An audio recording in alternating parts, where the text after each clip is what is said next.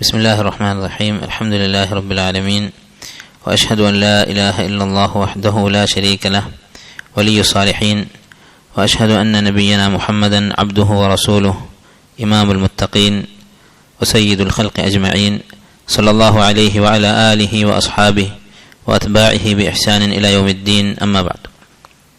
സഹോദരങ്ങളെ, കഴിഞ്ഞ ദിവസം നമ്മൾ ഫലസ്തീൻ്റെ ചരിത്രത്തെക്കുറിച്ചാണ് ആമുഖമായ ചില കാര്യങ്ങൾ മനസ്സിലാക്കിയത്. നമ്മൾ പറഞ്ഞതിൻ്റെ ചുരുക്കം എന്തായിരുന്നു? നൂഹ് അലൈഹിസ്സലാമിൻ്റെ സന്തതി പരമ്പരയിൽപ്പെട്ട അദ്ദേഹത്തിൻ്റെ പേരക്കുട്ടിയായ കൻആൻ എന്ന വ്യക്തി, അദ്ദേഹത്തിൻ്റെ മക്കളും അവരുടെ മക്കളും അടങ്ങുന്ന കൻആൻ ഗോത്രം, അവരാണ് ആദ്യമായി ഇന്നത്തെ ഫലസ്തീൻ എന്നറിയപ്പെടുന്ന അൽ അർദുൽ മുഖദ്ദസ, പവിത്രമായ അല്ലാഹു സുബ്ഹാനഹു വ തആല മുബാറക്ക, ബറക്കത്തുള്ള നാട് എന്ന് പറഞ്ഞിട്ടുള്ള ആ നാട്ടിൽ താമസമാക്കിയത്. ആ നാടിൻ്റെ പേര് ആദ്യകാലത്ത് ഓർഷാലേം എന്നായിരുന്നു ആ നഗരത്തിൻ്റെ പേര്. അതിനുശേഷം അവിടെ സംഭവിച്ച സംഭവവികാസങ്ങളെക്കുറിച്ച് നമ്മൾ പറഞ്ഞു. ആ നാടിൻ്റെ ആദ്യത്തെ അവകാശികൾ, അവിടുത്തെ താമസക്കാർ കൻആൻ ഗോത്രമാണ്. അതിനുശേഷം ഇബ്രാഹിം അലൈഹി സ്വലാത്തു വസ്സലാം അദ്ദേഹത്തിൻ്റെ നാടായ ഇറാഖിൽ ജീവിക്കാൻ പറ്റാതെയായി, നമ്രൂദുമായി പ്രശ്നങ്ങളുണ്ടായി. അദ്ദേഹം തൗഹീദിലേക്ക് ക്ഷണിച്ചതിൻ്റെ പേരിൽ അദ്ദേഹത്തെ കൊല്ലാൻ ശ്രമിച്ചു. അതിനുശേഷം അദ്ദേഹം ഫലസ്തീനിലേക്ക് ഹിജറ പോയത് നമ്മൾ പറഞ്ഞു. അവിടെ വെച്ച് അദ്ദേഹത്തിന് തൻ്റെ ഭാര്യയായ സാറയിൽ ഇസ്ഹാഖ് അലൈഹിസ്സലാമും അതുപോലെ രണ്ടാം ഭാര്യയായിരുന്ന ഹാജർ അലൈഹിസ്സലാം, മറ്റൊരു അഭിപ്രായത്തിൽ അവർ അടിമയായിരുന്നു. അവരുടെ മകനായി ഇസ്മായിൽ അലൈഹിസ്സലാം ജനിച്ചു. ഇസ്മായിലിനെയും ഹാജറിനെയും അദ്ദേഹം മക്കയിൽ കൊണ്ടാക്കി. കാരണം സാറക്ക് ഹാജറിനോട് ചെറിയ നീരസമുണ്ടായിരുന്നു, അവർ തമ്മിൽ ചെറിയൊരു മത്സരം ഉണ്ടായിരുന്നു. അത് ഒഴിവാക്കാൻ വേണ്ടി കൂടിയായിരുന്നു അദ്ദേഹം മക്കയിലേക്ക് പോയത്. അല്ലാഹു സുബ്ഹാനഹു വ തആല അനുവാദം കൊടുത്തു. അങ്ങനെ മക്കയിൽ ചെന്ന് അവിടെ താമസമാക്കി. പിന്നീട് ഇസ്മായിൽ അലൈഹിസ്സലാം മക്കയിൽ വളർന്നു. ഇസ്മായിൽ അലൈഹിസ്സലാം യമനിൽ നിന്ന് വന്ന ജുർഹും എന്ന ഒരു കബീലയിൽ നിന്ന് വിവാഹം കഴിച്ച് അവരിൽ നിന്ന് അറബി ഭാഷ പഠിച്ച് അങ്ങനെ അദ്ദേഹത്തിൻ്റെ സന്തതി പരമ്പരകൾ പിന്നീട് അറബികൾ എന്നറിയപ്പെട്ടു, അല്ലെങ്കിൽ അവർ അറബികളോട് ചേർന്നു. ഇബ്രാഹിം അലൈഹിസ്സലാം തിരിച്ച് ഫലസ്തീനിലേക്ക് തന്നെ മടങ്ങി. അവിടെയാണ് അദ്ദേഹം വഫാത്താകുന്നത്. അങ്ങനെ അദ്ദേഹവും അദ്ദേഹത്തിൻ്റെ സന്തതി പരമ്പരകളും ഇസ്ഹാഖ് അലൈഹിസ്സലാം, യാക്കൂബ്, യൂസുഫ്, അവരൊക്കെ ഇന്നത്തെ ഫലസ്തീനിൽ ജീവിച്ചു. പിന്നീട് നമ്മൾ പറഞ്ഞു അവർക്കുണ്ടായ അനുഭവങ്ങൾ. യൂസുഫ് നബി അലൈഹിസ്സലാം അദ്ദേഹം മിസ്റിലേക്ക് പോവുകയും അദ്ദേഹം ഒരിക്കലും പ്രതീക്ഷിക്കാത്ത രീതിയിലാണ് മിസ്റിലെത്തുന്നത്. നമുക്കറിയാം, ജ്യേഷ്ഠന്മാർ അദ്ദേഹത്തെ കണ്ടിലെറിഞ്ഞ് അവിടെ നിന്നൊരു യാത്രാ സംഘം അദ്ദേഹത്തെ അടിമയായി വിറ്റ് ഈജിപ്തിലെത്തി. പക്ഷെ അള്ളാഹുവിൻ്റെ ഹിക്മത്ത് നോക്കൂ, ഇതൊരു വലിയ ഗുണപാഠമാണ്. അള്ളാഹു ലത്തീഫാണ്, നമ്മൾ പ്രതീക്ഷിക്കാത്ത രൂപത്തിൽ നമ്മെ സംരക്ഷിക്കുന്നവനാണ്. ഇപ്പോൾ ഫലസ്തീനിൽ ഭരണമുണ്ടായിരുന്നില്ല ഇബ്രാഹിം നബി അലൈഹി ഇസ്ലാമിനും അതുപോലെ തന്നെ അദ്ദേഹത്തിൻ്റെ മക്കൾക്കും. അവരവിടെ സാധാരണ ജനങ്ങളെപ്പോലെ ജീവിക്കുകയായിരുന്നു. പക്ഷെ അള്ളാഹു സുബ്ഹാനഹു വ തആല യൂസുഫ് നബി അലൈഹി ഇസ്ലാമിൻ്റെ ജീവിതത്തിൽ ഒരു പക്ഷേ മരണം സംഭവിച്ചേക്കാവുന്ന വിധത്തിലുള്ള ഒരു പ്രതിസന്ധി ഉണ്ടാവുകയും ആ പ്രതിസന്ധി വഴി ഒരു കുടുംബത്തെ മുഴുവൻ, ബനി ഇസ്രായേലിനെ മുഴുവൻ അള്ളാഹു തആല വലിയ ഇസ്സത്തോടുകൂടി മിസ്റിൽ ജീവിക്കാൻ 400 വർഷം അവരവിടെ ഒരു പ്രയാസവുമില്ലാതെ ജീവിക്കാൻ കാരണമാക്കുകയും ചെയ്തു. അതിനുശേഷം അവർ പിന്നീട് വീണ്ടും ഫലസ്തീനിലേക്ക് മടങ്ങി. മൂസാ നബി അലൈഹി ഇസ്ലാമിൻ്റെ നേതൃത്വത്തിൽ അള്ളാഹു സുബ്ഹാനഹു വ തആല ഫലസ്തീൻ കീഴടക്കി. അവിടെയുള്ള മുശ്രിക്കുകളുമായി യുദ്ധം ചെയ്ത് ഫലസ്തീൻ കീഴടക്കി അവിടെ താമസിക്കാൻ കൽപ്പിച്ചു. പക്ഷെ ബനു ഇസ്രായേൽ ധിക്കാരികളായിരുന്നു. നമ്മൾ പറഞ്ഞു, അവർ ധിക്കാരത്തിന് പേര് കേട്ടവരാണ്, മുത്തമരീതികളാണ്. അതുകൊണ്ട് അവരങ്ങോട്ട് പ്രവേശിച്ചില്ല. വളരെ ധിക്കാരത്തോടുകൂടി ഇദ്ഹബ് അൻത വറബ്ബുക ഫഖാതില, നീയും നിന്റെ റബ്ബും പോയി യുദ്ധം ചെയ്തു എന്ന് പറഞ്ഞ് അവർ ആ കൽപ്പന ലംഘിച്ചു. അതിൻ്റെ പേരിൽ അല്ലാഹു തആല അവർ ശിക്ഷിച്ചു. ഫഇന്നഹ മുഹറമത്തുൻ അലൈക്കും, ഈ പരിശുദ്ധമായ പുണ്യഭൂമി അത് നിങ്ങൾക്ക് നാം നിഷിദ്ധമാക്കുകയാണ്. 40 സനതൻ യതീഹൂന ഫിൽ അർദ്, 40 വർഷം അവർ ഭൂമിയിൽ അലഞ്ഞു തിരിഞ്ഞ് നടക്കട്ടെ എന്ന് പറഞ്ഞുകൊണ്ട് ഒരു തൈഹ്, അലച്ചിൽ അള്ളാഹു അവർക്ക് മേൽ അള്ളാഹു സുബ്ഹാനഹു വ തആല വിധിച്ചു. അങ്ങനെ ആ അലച്ചിൽ നടക്കാൻ, ആ 40 വർഷം മരുഭൂമിയിൽ യാതൊരു ഗതിയുമില്ലാതെ നടക്കുമ്പോഴാണ് ഹാറൂൻ അലൈഹിസ്സലാം മരണപ്പെടുന്നത്. അതിനുശേഷം മൂസാ നബി അലൈഹിസ്സലാം മരണപ്പെടുന്നത്. അത് കഴിഞ്ഞ് അവിടെയായിരുന്നു നമ്മൾ അവസാനിപ്പിച്ചത്. അവസാനം നമ്മൾ പറഞ്ഞിരുന്നു ബൈത്തുൽ മഖ്ദിസിൻ്റെ നിർമ്മാണത്തെക്കുറിച്ച് അടുത്ത ക്ലാസ്സിൽ പറയാം. അതുകൊണ്ട് ആ നിർമ്മാണത്തെക്കുറിച്ച് പറയാം. കാരണം ഈ ബൈത്തുൽ മഖ്ദിസിൻ്റെ നിർമ്മാണം എന്ന് പറയുന്നത് അത് ഇതിനു മുമ്പേ നടന്നതാണ് യഥാർത്ഥത്തിൽ. പക്ഷേ അതിൻ്റെ ചില ഘട്ടങ്ങൾ ചരിത്രത്തിൽ ഇനി നടക്കാൻ പോകുന്നതേ ഉള്ളൂ. അതുകൊണ്ട് തന്നെ അത് ഈ രണ്ടിൻ്റെയും ഇടയിലാണ് യഥാർത്ഥത്തിൽ. ഇപ്പം ഇന്നലെ നമ്മൾ പറഞ്ഞ ക്ലാസ് അതിൻ്റെ ഇടയിലാണ്, ആ സംഭവങ്ങളുടെ ഇടയിലാണ് ബൈത്തുൽ മഖ്ദിസിന്റെ തുടക്കം. ഇന്ന് നമ്മൾ പറയാൻ പോകുന്ന ചരിത്രം അഥവാ മൂസാ നബിക്ക് ശേഷമുള്ള ചരിത്രം, അതിലും ബൈത്തുൽ മഖ്ദിസിന്റെ നിർമ്മാണം നടക്കുന്നുണ്ട്. അതുകൊണ്ട് ഇപ്പോൾ നമുക്കതിനെക്കുറിച്ച് പറയാം. ബൈത്തുൽ മഖ്ദിസിന്റെ നിർമ്മാണം നടക്കുന്നത് എപ്പോഴാണ് എന്ന കാര്യത്തിൽ വലിയ അഭിപ്രായ വ്യത്യാസമുണ്ട് ചരിത്രകാരന്മാർക്കിടയിൽ. നമ്മളെ സംബന്ധിച്ചിടത്തോളം ഇത്തരം കാര്യങ്ങളിൽ നമ്മുടെ നിലപാടെന്താണ്? മുസ്ലിമീങ്ങൾ എന്നുള്ള നിലക്ക്, അഹ്ലു സുന്നത്ത് എന്നുള്ള നിലക്ക് നമ്മുടെ നിലപാടെന്താണ്?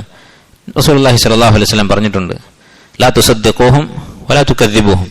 അഹ്ലുൽ കിതാബ് പറയുന്ന കാര്യങ്ങൾ, ഇസ്രാഈലിയാത്ത്, ബൈബിളിലൊക്കെ പറയുന്ന ചരിത്ര സംഭവങ്ങൾ, അത് നിങ്ങൾ സത്യപ്പെടുത്തുകയും ചെയ്യരുത്, വലാ തുകദ്ദിബൂഹും, കളവാക്കുകയും ചെയ്യരുത്. ഒരു കഥ എന്ന നിലക്ക് നമുക്കത് പറയാം. അതിൽ ചില കാര്യങ്ങൾ നമ്മൾ ഉറപ്പിച്ച് പറയും. എപ്പോഴാണ് ഉറപ്പിക്കുക? അതിന് സാക്ഷ്യപ്പെടുത്തുന്ന എന്തെങ്കിലും കാര്യം ഖുർആനിലോ ഹദീസിലോ ഉണ്ടെങ്കിൽ നമ്മൾ ഉറപ്പിക്കും. ഉദാഹരണത്തിന് ഇബ്രാഹിം നബി അലൈഹിസ്സലാമാണ് കഅബ നിർമ്മിച്ചത് എന്ന കാര്യം, അത് ഏതെങ്കിലും ചരിത്ര ഗ്രന്ഥങ്ങളിലുണ്ടെങ്കിൽ നമുക്കത് ഉറപ്പിക്കാം, ആ ചരിത്രം ശരിയാണ്, കാരണം അതിന് തെളിവുണ്ട്. അതുപോലെ തന്നെ ബൈത്തുൽ മഖ്ദിസ് ഭൂമിയിൽ സ്ഥാപിക്കപ്പെട്ട രണ്ടാമത്തെ മസ്ജിദാണ്. അത് ഇസ്രാഈലിയാത്തിൽ ബൈബിളിൽ കണ്ടാൽ നമുക്കത് ഉറപ്പിക്കാം, അത് യഖീനാണ്, കാരണം അത് ഹദീസിൽ സ്ഥിരപ്പെട്ടിട്ടുണ്ട്. അതുപോലെ ചില സംഭവങ്ങൾ നമ്മൾ നിഷേധിക്കും, ചരിത്രത്തിലുള്ളത് ഉറപ്പിച്ച് നിഷേധിക്കും. എപ്പോഴാണ് നിഷേധിക്കുക? ഖുർആനിലോ ഹദീസിലോ അതിനെ കളവാക്കുന്നുണ്ടെങ്കിൽ. ഉദാഹരണത്തിന്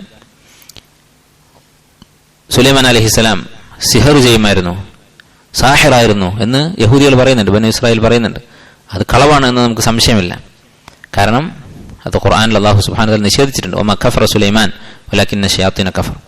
അപ്പോൾ ചരിത്രം എന്നുള്ള നിലക്ക് നമ്മൾ ഇങ്ങനെയുള്ള സംഭവങ്ങൾ പറയും. ഇപ്പോൾ ബൈത്തുൽ മഖ്ദിസ് ആരാണ് നിർമ്മിച്ചത്, ആദ്യമായിട്ട് ആരാണ് നിർമ്മിച്ചത് എന്ന കാര്യത്തിൽ ചരിത്രകാരന്മാർക്കിടയിൽ വലിയ ഇഖ്തിലാഫുണ്ട്. അതിൽ വിശുദ്ധ ഖുർആനിലോ ഹദീസിലോ വ്യക്തമായൊരു തെളിവില്ല. പക്ഷെ ഒരു കാര്യം ഉറപ്പാണ്, ഭൂമിയിൽ ഉണ്ടായ രണ്ടാമത്തെ മസ്ജിദാണ് ബൈത്തുൽ മഖ്ദിസ്. അബൂദർ അൽ ഗഫാരി റളിയല്ലാഹു അൻഹുവിൽ നിന്ന് ബുഖാരിയും മുസ്ലിം ഉദ്ധരിക്കുന്ന ഹദീസിൽ കാണാം, അദ്ദേഹം നബി സല്ലല്ലാഹു അലൈഹി വസല്ലമയോട് ചോദിച്ചു, അയ്യു മസ്ജിദിൻ ഉദിഅ ഫിൽ അർദി അവ്വലൻ, ഭൂമിയിൽ ആദ്യമായി ഉണ്ടാക്കപ്പെട്ട പള്ളി ഏതാണ്? വിശ്വാസം പറഞ്ഞു, അൽ മസ്ജിദുൽ ഹറാം, കഅബയാണ്. അദ്ദേഹം ചോദിച്ചു, സുമ്മ ഐ, പിന്നെ ഏതാണ്? അവിടുന്ന് പറഞ്ഞു, അൽ മസ്ജിദുൽ അഖ്സ, മസ്ജിദുൽ അഖ്സയാണ്. അപ്പോൾ അബൂദർ റളിയല്ലാഹു അൻഹു ചോദിച്ചു, കം കാന ബൈനഹുമ, ഈ രണ്ട് മസ്ജിദുകളും ഉണ്ടാക്കുന്നതിനിടയിൽ എത്ര കാലമുണ്ടായിരുന്നു? റസൂലുള്ളാഹി സ്വല്ലല്ലാഹു അലൈഹി വസല്ലം പറഞ്ഞു, 40 സന, 40 വർഷം. അപ്പം ആരാണത് ഉണ്ടാക്കിയത് എന്നതാണ് അടുത്ത വിഷയം. അത് ചരിത്രത്തിൽ പല അഭിപ്രായങ്ങളുണ്ട്, നമ്മൾ പറഞ്ഞ പോലെ. അതിൽ കൂടുതൽ പ്രബലമായ അഭിപ്രായം ആദം നബി അലൈഹിസ്സലാം ഉണ്ടാക്കിയെന്നാണ്. അതിന് ചില സാഹചര്യ തെളിവുകളുണ്ട്. കാരണം എന്താണ്? ആദം നബി അലൈഹിസ്സലാം നബിയാണ്, അദ്ദേഹത്തിന്റെ മക്കൾ സ്വാലിഹ്യങ്ങളായ ഒരുപാട് മക്കളുണ്ടായിരുന്നു. അപ്പം അവർക്ക് ഭൂമിയിൽ ഒരു പള്ളിയും ഇല്ലാതിരിക്കുക എന്നുള്ളത് അത് ബുദ്ധിമുട്ടാണ്.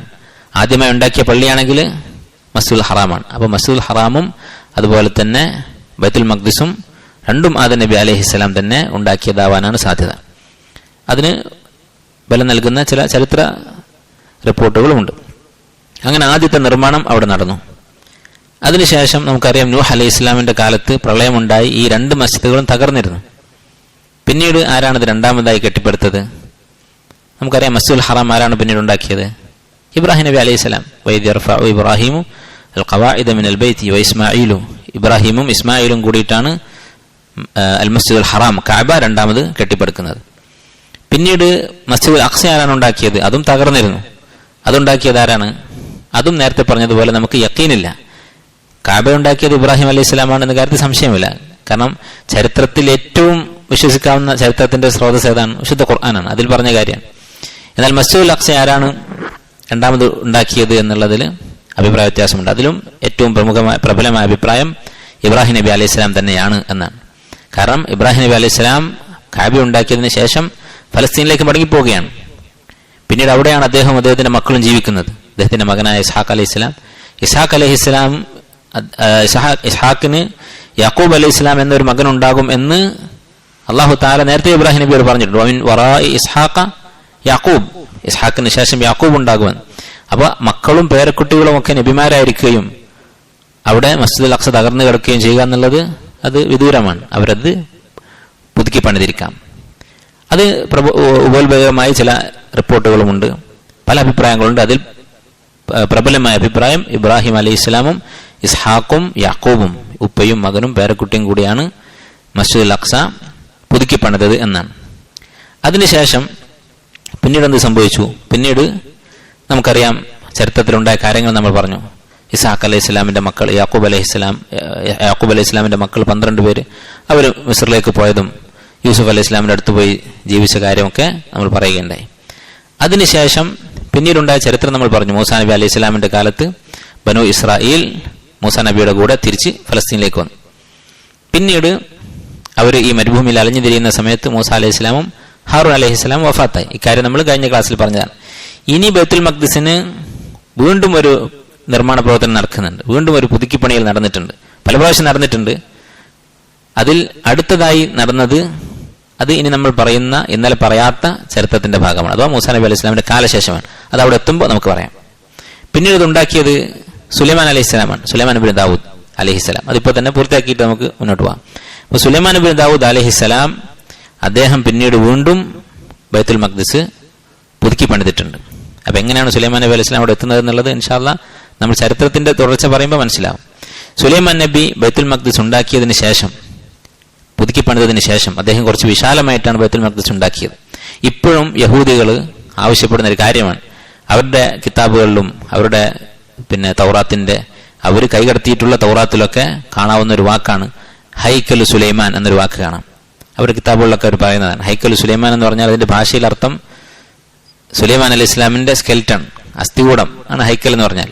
അപ്പോൾ പല ആളുകളും വിചാരിക്കുന്നത് സുലൈമാൻ നബി അലൈഹി ഇസ്ലാമിന്റെ അസ്ഥികൂടം ഇവരുടെ കയ്യിൽ എവിടെയോ ഉണ്ട്, അതിനെക്കുറിച്ചാണ് അവർ പറയുന്നത്. അതല്ല, ഹൈക്കൽ സുലൈമാൻ എന്നതുകൊണ്ട് അവർ ഉദ്ദേശിക്കുന്നത്, അവരിങ്ങനെ ആവശ്യപ്പെടും ഹൈക്കൽ സുലൈമാൻ നമുക്ക് കിട്ടണം, അത് കിട്ടിക്കഴിഞ്ഞാൽ അവർക്ക് അവരുടെ ഇസ്സത്ത് വർദ്ധിക്കുമെന്നൊക്കെയാണ് അവർ വിശ്വസിക്കുന്നത്. അതുകൊണ്ട് അവർ ഉദ്ദേശിക്കുന്നത് സുലൈമാൻ അലൈഹി ഇസ്ലാമിന്റെ അസ്ഥികൂടമോ അദ്ദേഹത്തിന്റെ ശേഷിപ്പൊന്നുമല്ല, മറിച്ച് സുലൈമാൻ അലൈഹി ഇസ്ലാം ഉണ്ടാക്കിയ ബൈത്തുൽ മഖ്ദിസ് അന്നത്തെ അതേ വിശാലതയോടുകൂടി അന്നത്തെ അതേ പ്ലാൻ അനുസരിച്ച് ഉണ്ടാക്കണം, എന്നിട്ട് അതിൽ ഇബാദത്ത് ചെയ്യണം എന്നാണ് യഹൂദികളുടെ താല്പര്യം. അതുകൊണ്ടായിരിക്കാം ഒരുപക്ഷെ ഇന്ന് അവർക്ക് അധികാരം കിട്ടിയിട്ടും അവർ ബൈത്തുൽ മഖ്ദിസിലെ ഇബാദത്തുകൾ ചെയ്യുന്നില്ല.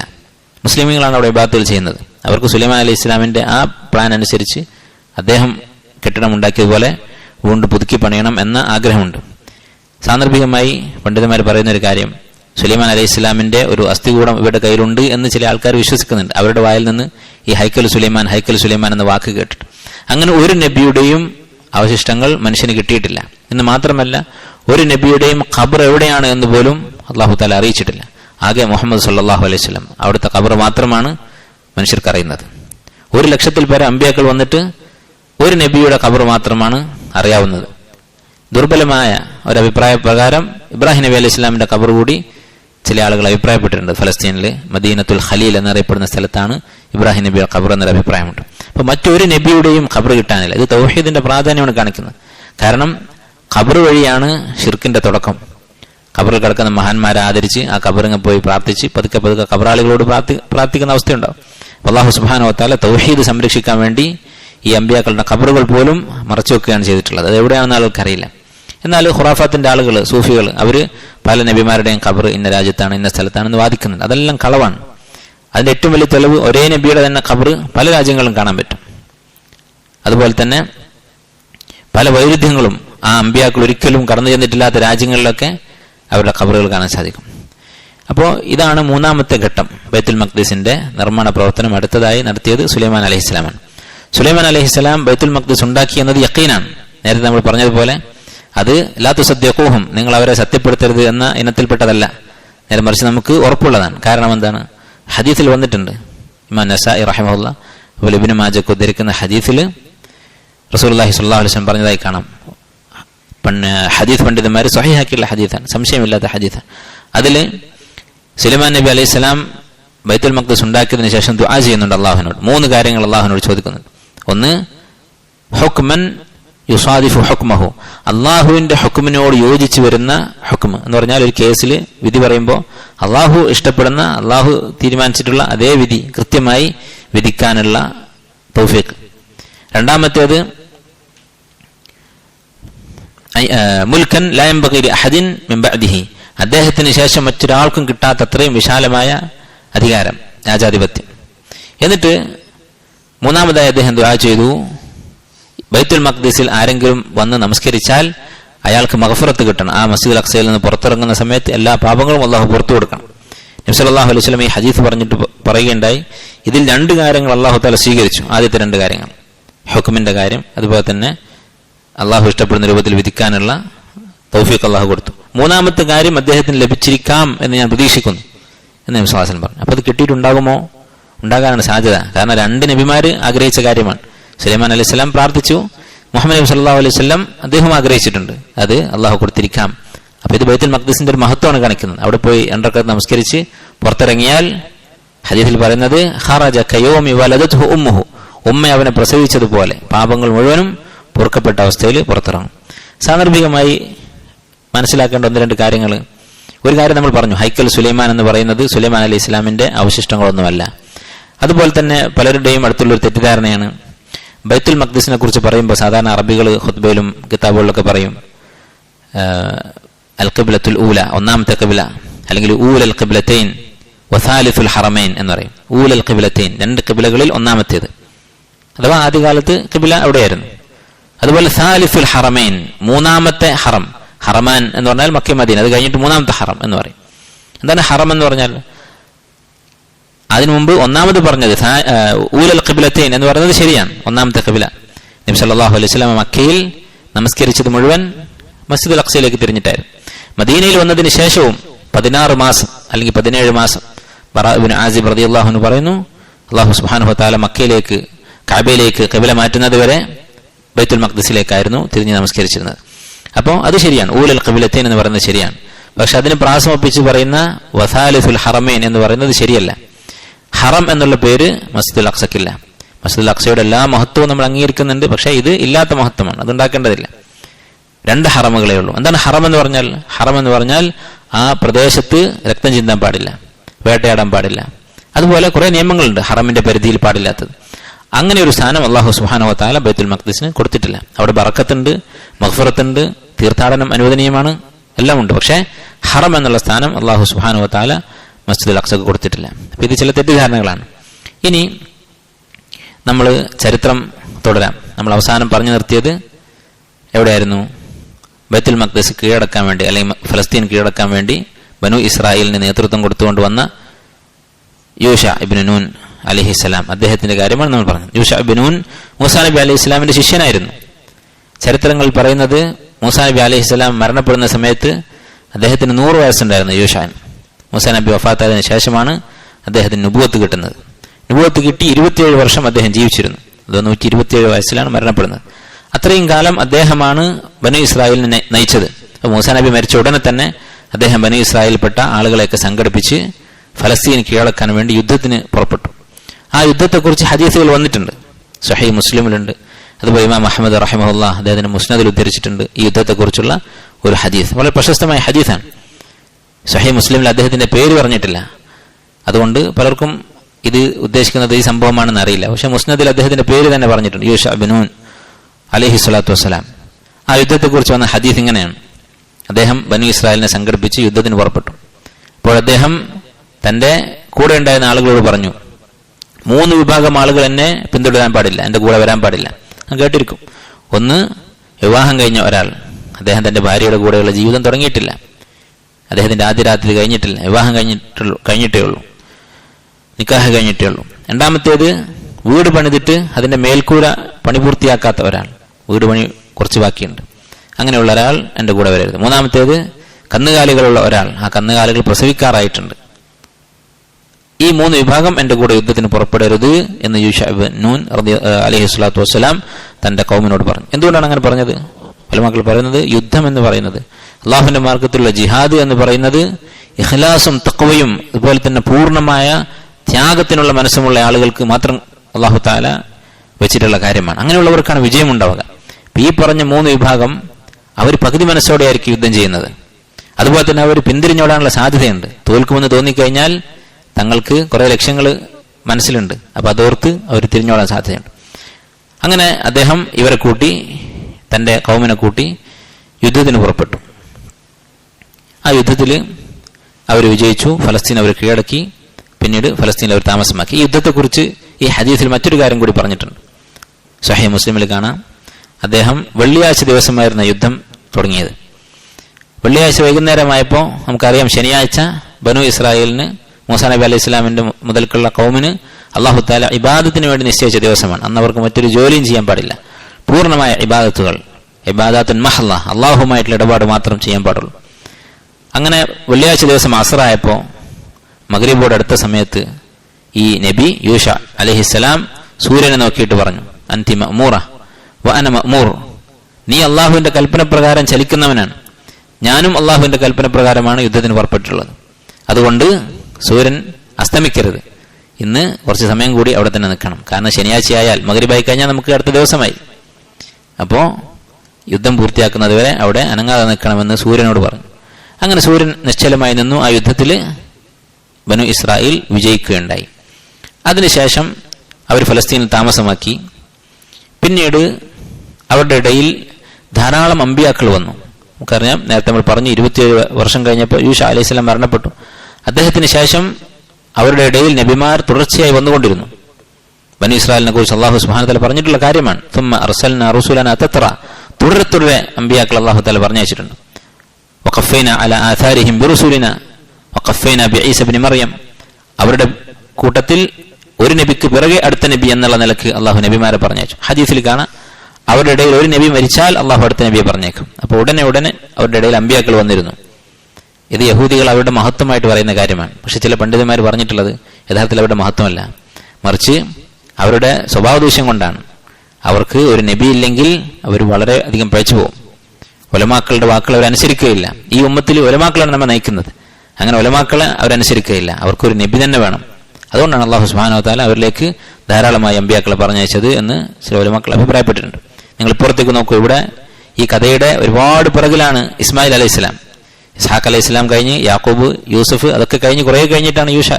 അതിനുശേഷം തുടരെ നബിമാർ വന്നു. ഇപ്പുറത്ത് ഈ കഥയുടെ ഇത്രയും ഘട്ടത്തിൽ ഇബ്രാഹിം നബിക്ക് ശേഷം ഇസ്മായിൽ അലൈഹി സ്വലാം മാത്രമേ ഉള്ളൂ മക്കയിൽ. പിന്നീട് കുറേ കാലം കഴിഞ്ഞിട്ടാണ് മക്കയിൽ ശിർക്ക് പ്രത്യക്ഷപ്പെടുന്നത്. അപ്പൊ എത്രയും കാലം അറബികൾ ഇസ്മായിൽ അലൈഹി സ്വലാമിന്റെ ദീനിലായിരുന്നു. അവർക്കൊരു നബിയുടെ ആവശ്യം വന്നിട്ടില്ല. നേർമറിച്ച് അപ്പുറത്തുള്ള ആളുകൾക്ക് ധാരാളം അമ്പിയാക്കളുടെ ആവശ്യമുണ്ടായിരുന്നു. കാരണം അവരുടെ സ്വഭാവം അത്രയും മോശമായിരുന്നു, ധിക്കാരികളായിരുന്നു. പിന്നീട് എന്താണ് സംഭവിച്ചത്? ഫലസ്തീനിൽ ബനു ഇസ്രായേലിന് അള്ളാഹു സുബ്ഹാനഹു വ തആല ആധിപത്യം കൊടുത്തു. യൂഷ അലൈഹി സ്വലാമും അതിനുശേഷം വന്ന നബിമാരും അവരെ നയിച്ചു. അങ്ങനെ കുറച്ചു കാലം കഴിഞ്ഞപ്പോൾ പുറത്തു നിന്നുള്ള ഒരു സംഘം യോദ്ധാക്കൾ മെഡിറ്ററേനിയൻ കടലിന്റെ തീരത്ത് താമസിക്കുന്ന, മെഡിറ്ററേനിയൻ കടൽ എന്ന് പറഞ്ഞാൽ ഇന്നത്തെ യൂറോപ്പിന്റെയും വടക്കേ ആഫ്രിക്കയുടെയും ഇടയിലാണ് ഈ കടലുള്ളത്.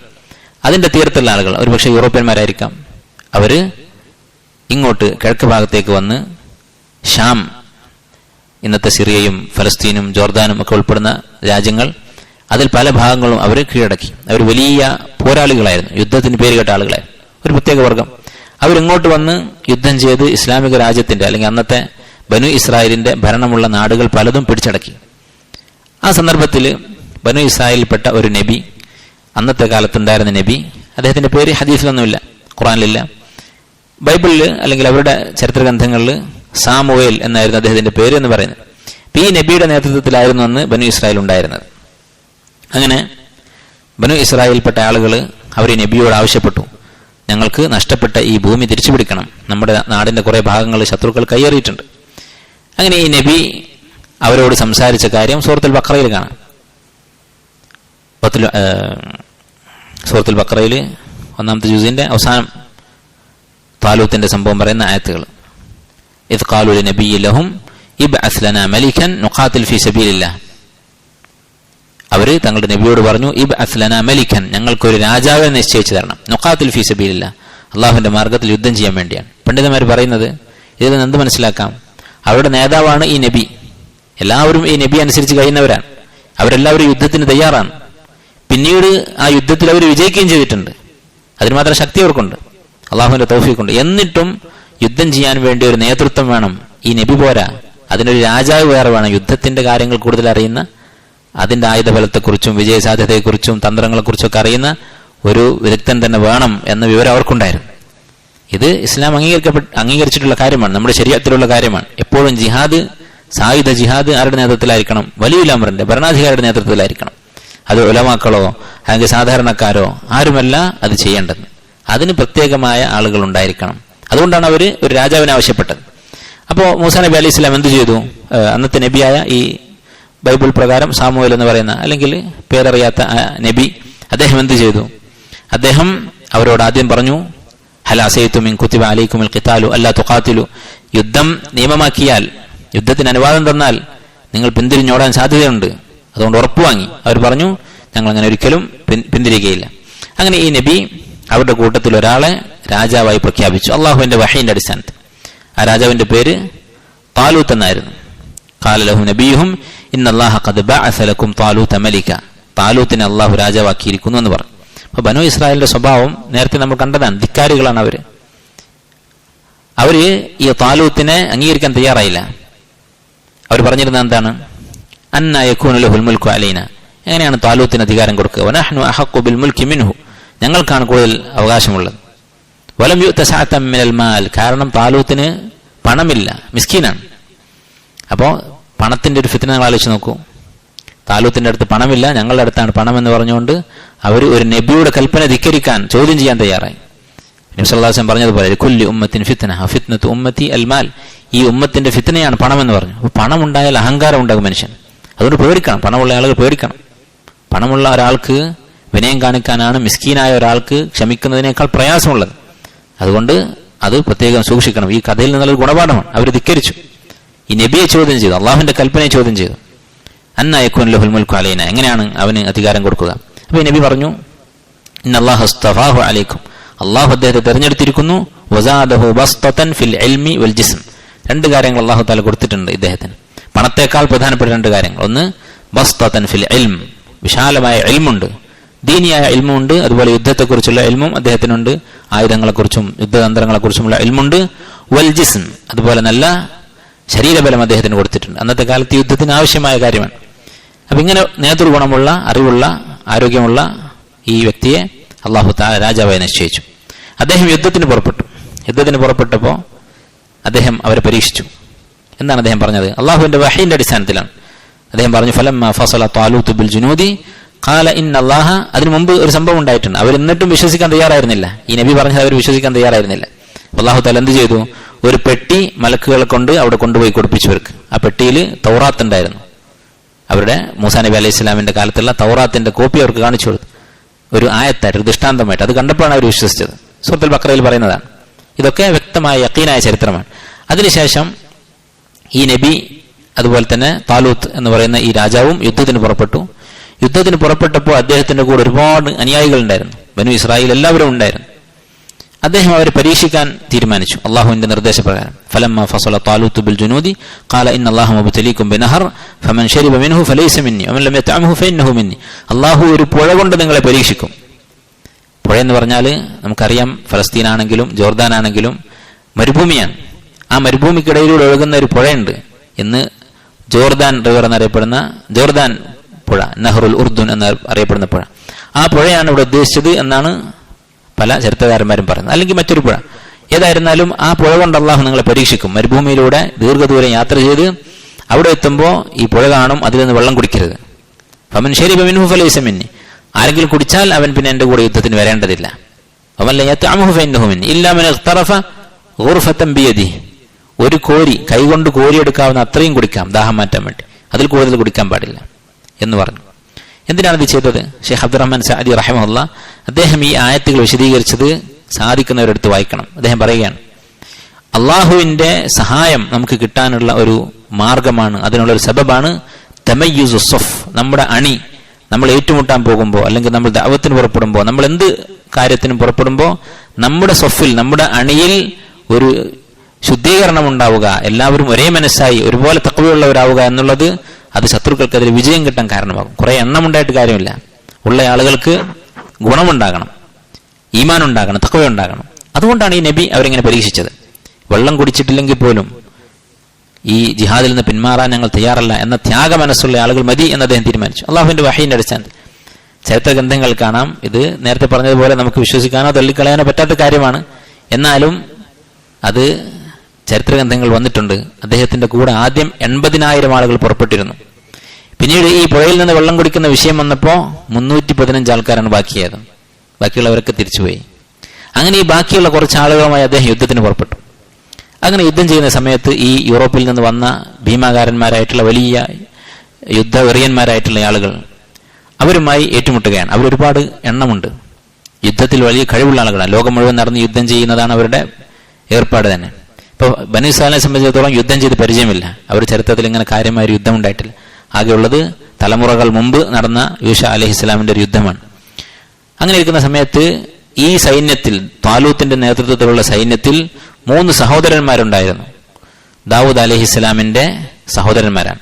ദാവൂദ് അലൈഹിസ്സലാം എന്ന് പറയുന്നത് ബനൂ ഇസ്രായേലിൽപ്പെട്ട ഒരു സാധാരണക്കാരനായിരുന്നു. അദ്ദേഹം പെരുങ്കല്ലനായി ഇരുമ്പിന്റെ പണിയെടുക്കുന്ന ഒരു ആളായിരുന്നു. അങ്ങനെ അദ്ദേഹത്തിന്റെ 3 സഹോദരന്മാർ ഈ സൈന്യത്തിലുണ്ട്. അവർക്ക് ഭക്ഷണവും വെള്ളവും ഒക്കെ കൊടുക്കാൻ വേണ്ടി സഹായത്തിന് വന്നതാണ് ചെറുപ്പക്കാരനായ ദാവൂദ്. ഇതൊക്കെ ചരിത്രത്തിൽ പറയുന്ന കാര്യങ്ങളാണ്, ഹദീസല്ല. അങ്ങനെ ദാവൂദ് അലൈഹിസ്സലാം ഈ യുദ്ധക്കളത്തിലെത്തി. അദ്ദേഹത്തെക്കുറിച്ച് പറയുന്നത് പെരുങ്കൊല്ലനായിരുന്നു. അതിൻ്റെ കൂടെ തന്നെ അദ്ദേഹത്തിന് ഒരു ആയുധം, മെക്കലാ എന്ന് പറയുന്ന ഒരു ആയുധം. മെക്കലാ എന്ന് പറഞ്ഞാൽ മലയാളത്തിൽ ചാട്ടുളി എന്ന് പറയുന്ന സാധനം. ഇത് ഒരു ചെങ്ങലയിൽ ഒരു കുന്തം കൊളുത്തിയിട്ട് അതിങ്ങനെ ചുഴറ്റി എറിയും. ഈ ആയുധം ഉപയോഗിക്കാൻ നല്ല അറിവുണ്ടായിരുന്നു. അങ്ങനെ ഈ യുദ്ധകളത്തിൽ ശത്രുക്കളുടെ കൂട്ടത്തിൽ വലിയൊരു നേതാവായിരുന്നു ജാലൂത്ത് എന്ന് പറയുന്ന വ്യക്തി. ജാലൂത്തിനെ കുറിച്ച് ചരിത്രത്തിൽ കാണുന്നത്, അദ്ദേഹം 6 മുഴം ഉയരമുണ്ടായിരുന്നു.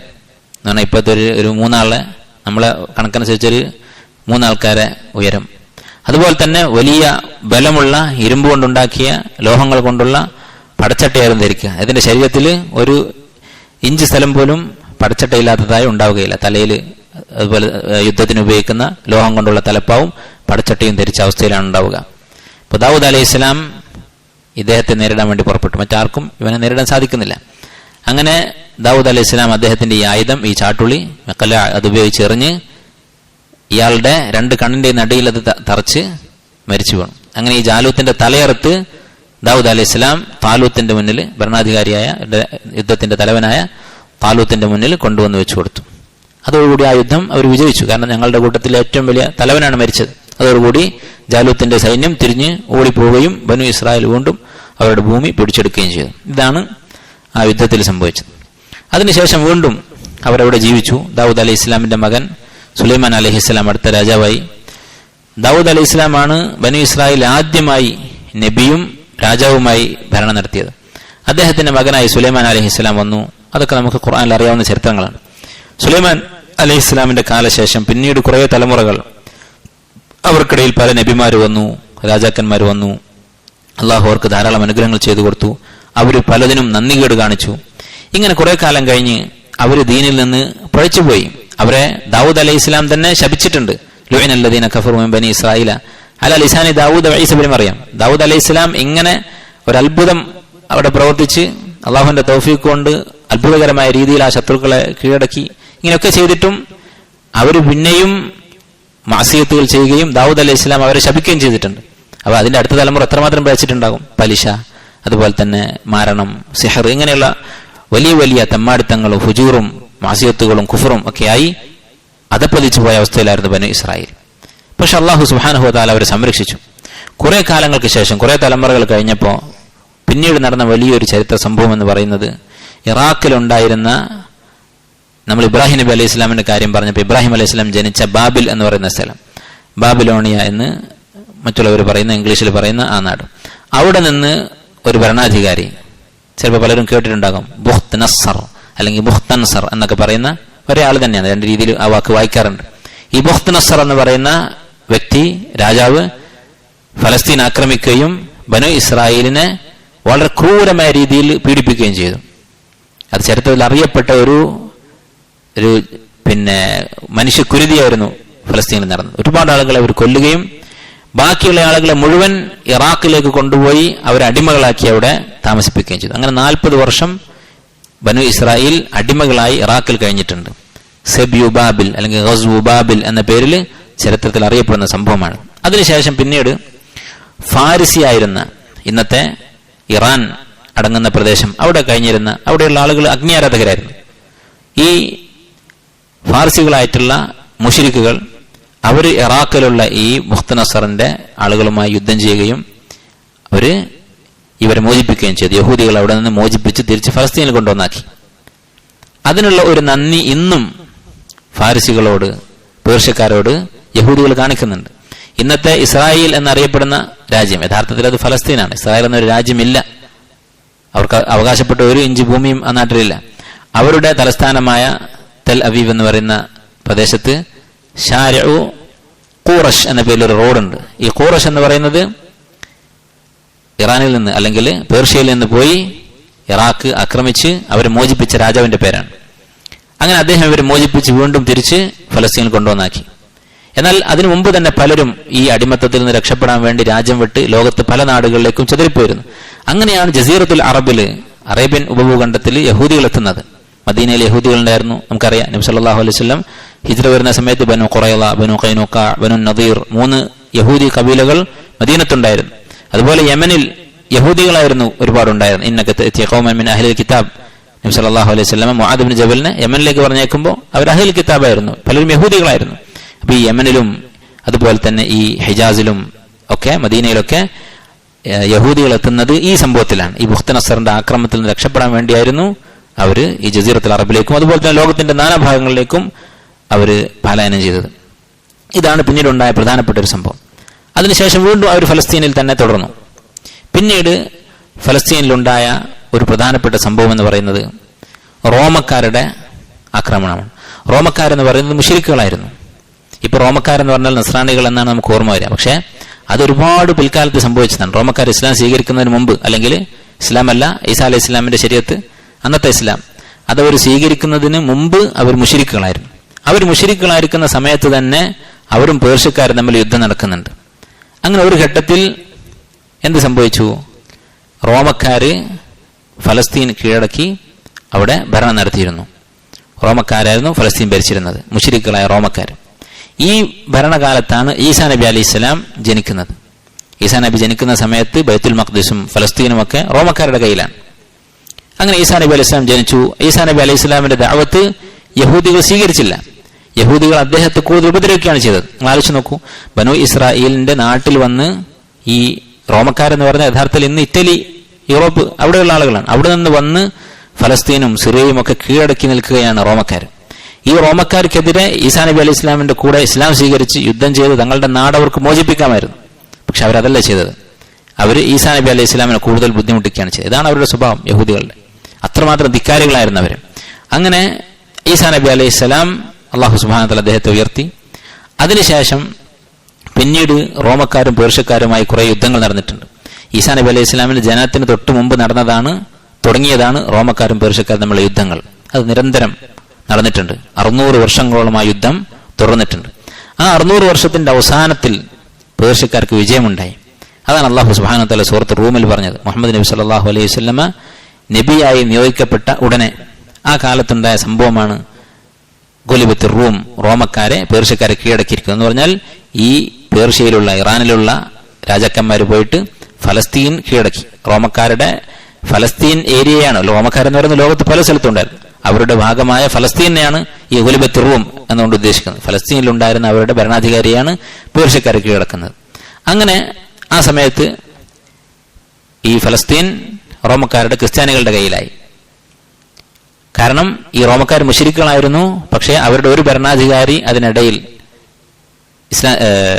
ഈസാ അലൈഹി ഇസ്ലാമിന്റെ ദീൻ നസ്രാനിയത്ത് സ്വീകരിച്ചിരുന്നു. അങ്ങനെ അവർ നസ്രാനികളായിരിക്കുന്ന സമയത്താണ് പേർഷ്യക്കാർ അവരെ കീഴടക്കുന്നത്. അങ്ങനെ പേർഷ്യക്കാര് ഫലസ്തീൻ കീഴടക്കിയതോടുകൂടി വീണ്ടും എന്ത് ചെയ്തു? പഴയ ബന്ധമുണ്ട് യഹൂദികളുമായിട്ട്. അപ്പൊ പേർഷ്യക്കാർ അവിടുത്തെ ഭരണം യഹൂദികളെ ഏൽപ്പിച്ചു. അങ്ങനെ യഹൂദികളുടെ കയ്യിൽ, അതുപോലെ തന്നെ പേർഷ്യക്കാരും യഹൂദികളുമായി ഉള്ള ആ ബന്ധത്തിലായിരുന്നു ഫലസ്തീൻ മുന്നോട്ട് പോയത്. ഇത് അധികകാലം നിലനിന്നിട്ടില്ല. അത് കുറച്ച് കഴിഞ്ഞപ്പോഴത്തേക്ക് എന്ത് സംഭവിച്ചു? അല്ലാഹു സുബ്ഹാനഹു വ തആല പറഞ്ഞതുപോലെ ഗുലിബത്തുർ റൂം ഫി അദ്നൽ അർദി വഹും മിൻ ബഅദി ഗലബിഹിം സയഗ്ലിബൂൻ, അവർ തിരിച്ചടിക്കും, റോമക്കാർ വീണ്ടും തിരിച്ചു വരുമെന്ന് പറഞ്ഞു. AD ഈ ക്രിസ്ത്യാനികളുടെ കലണ്ടർ പ്രകാരം 621 പേർഷ്യക്കാർ റോമ കീഴടക്കുന്നത്, അഥവാ ഫലസ്തീൻ കീഴടക്കുന്നത്.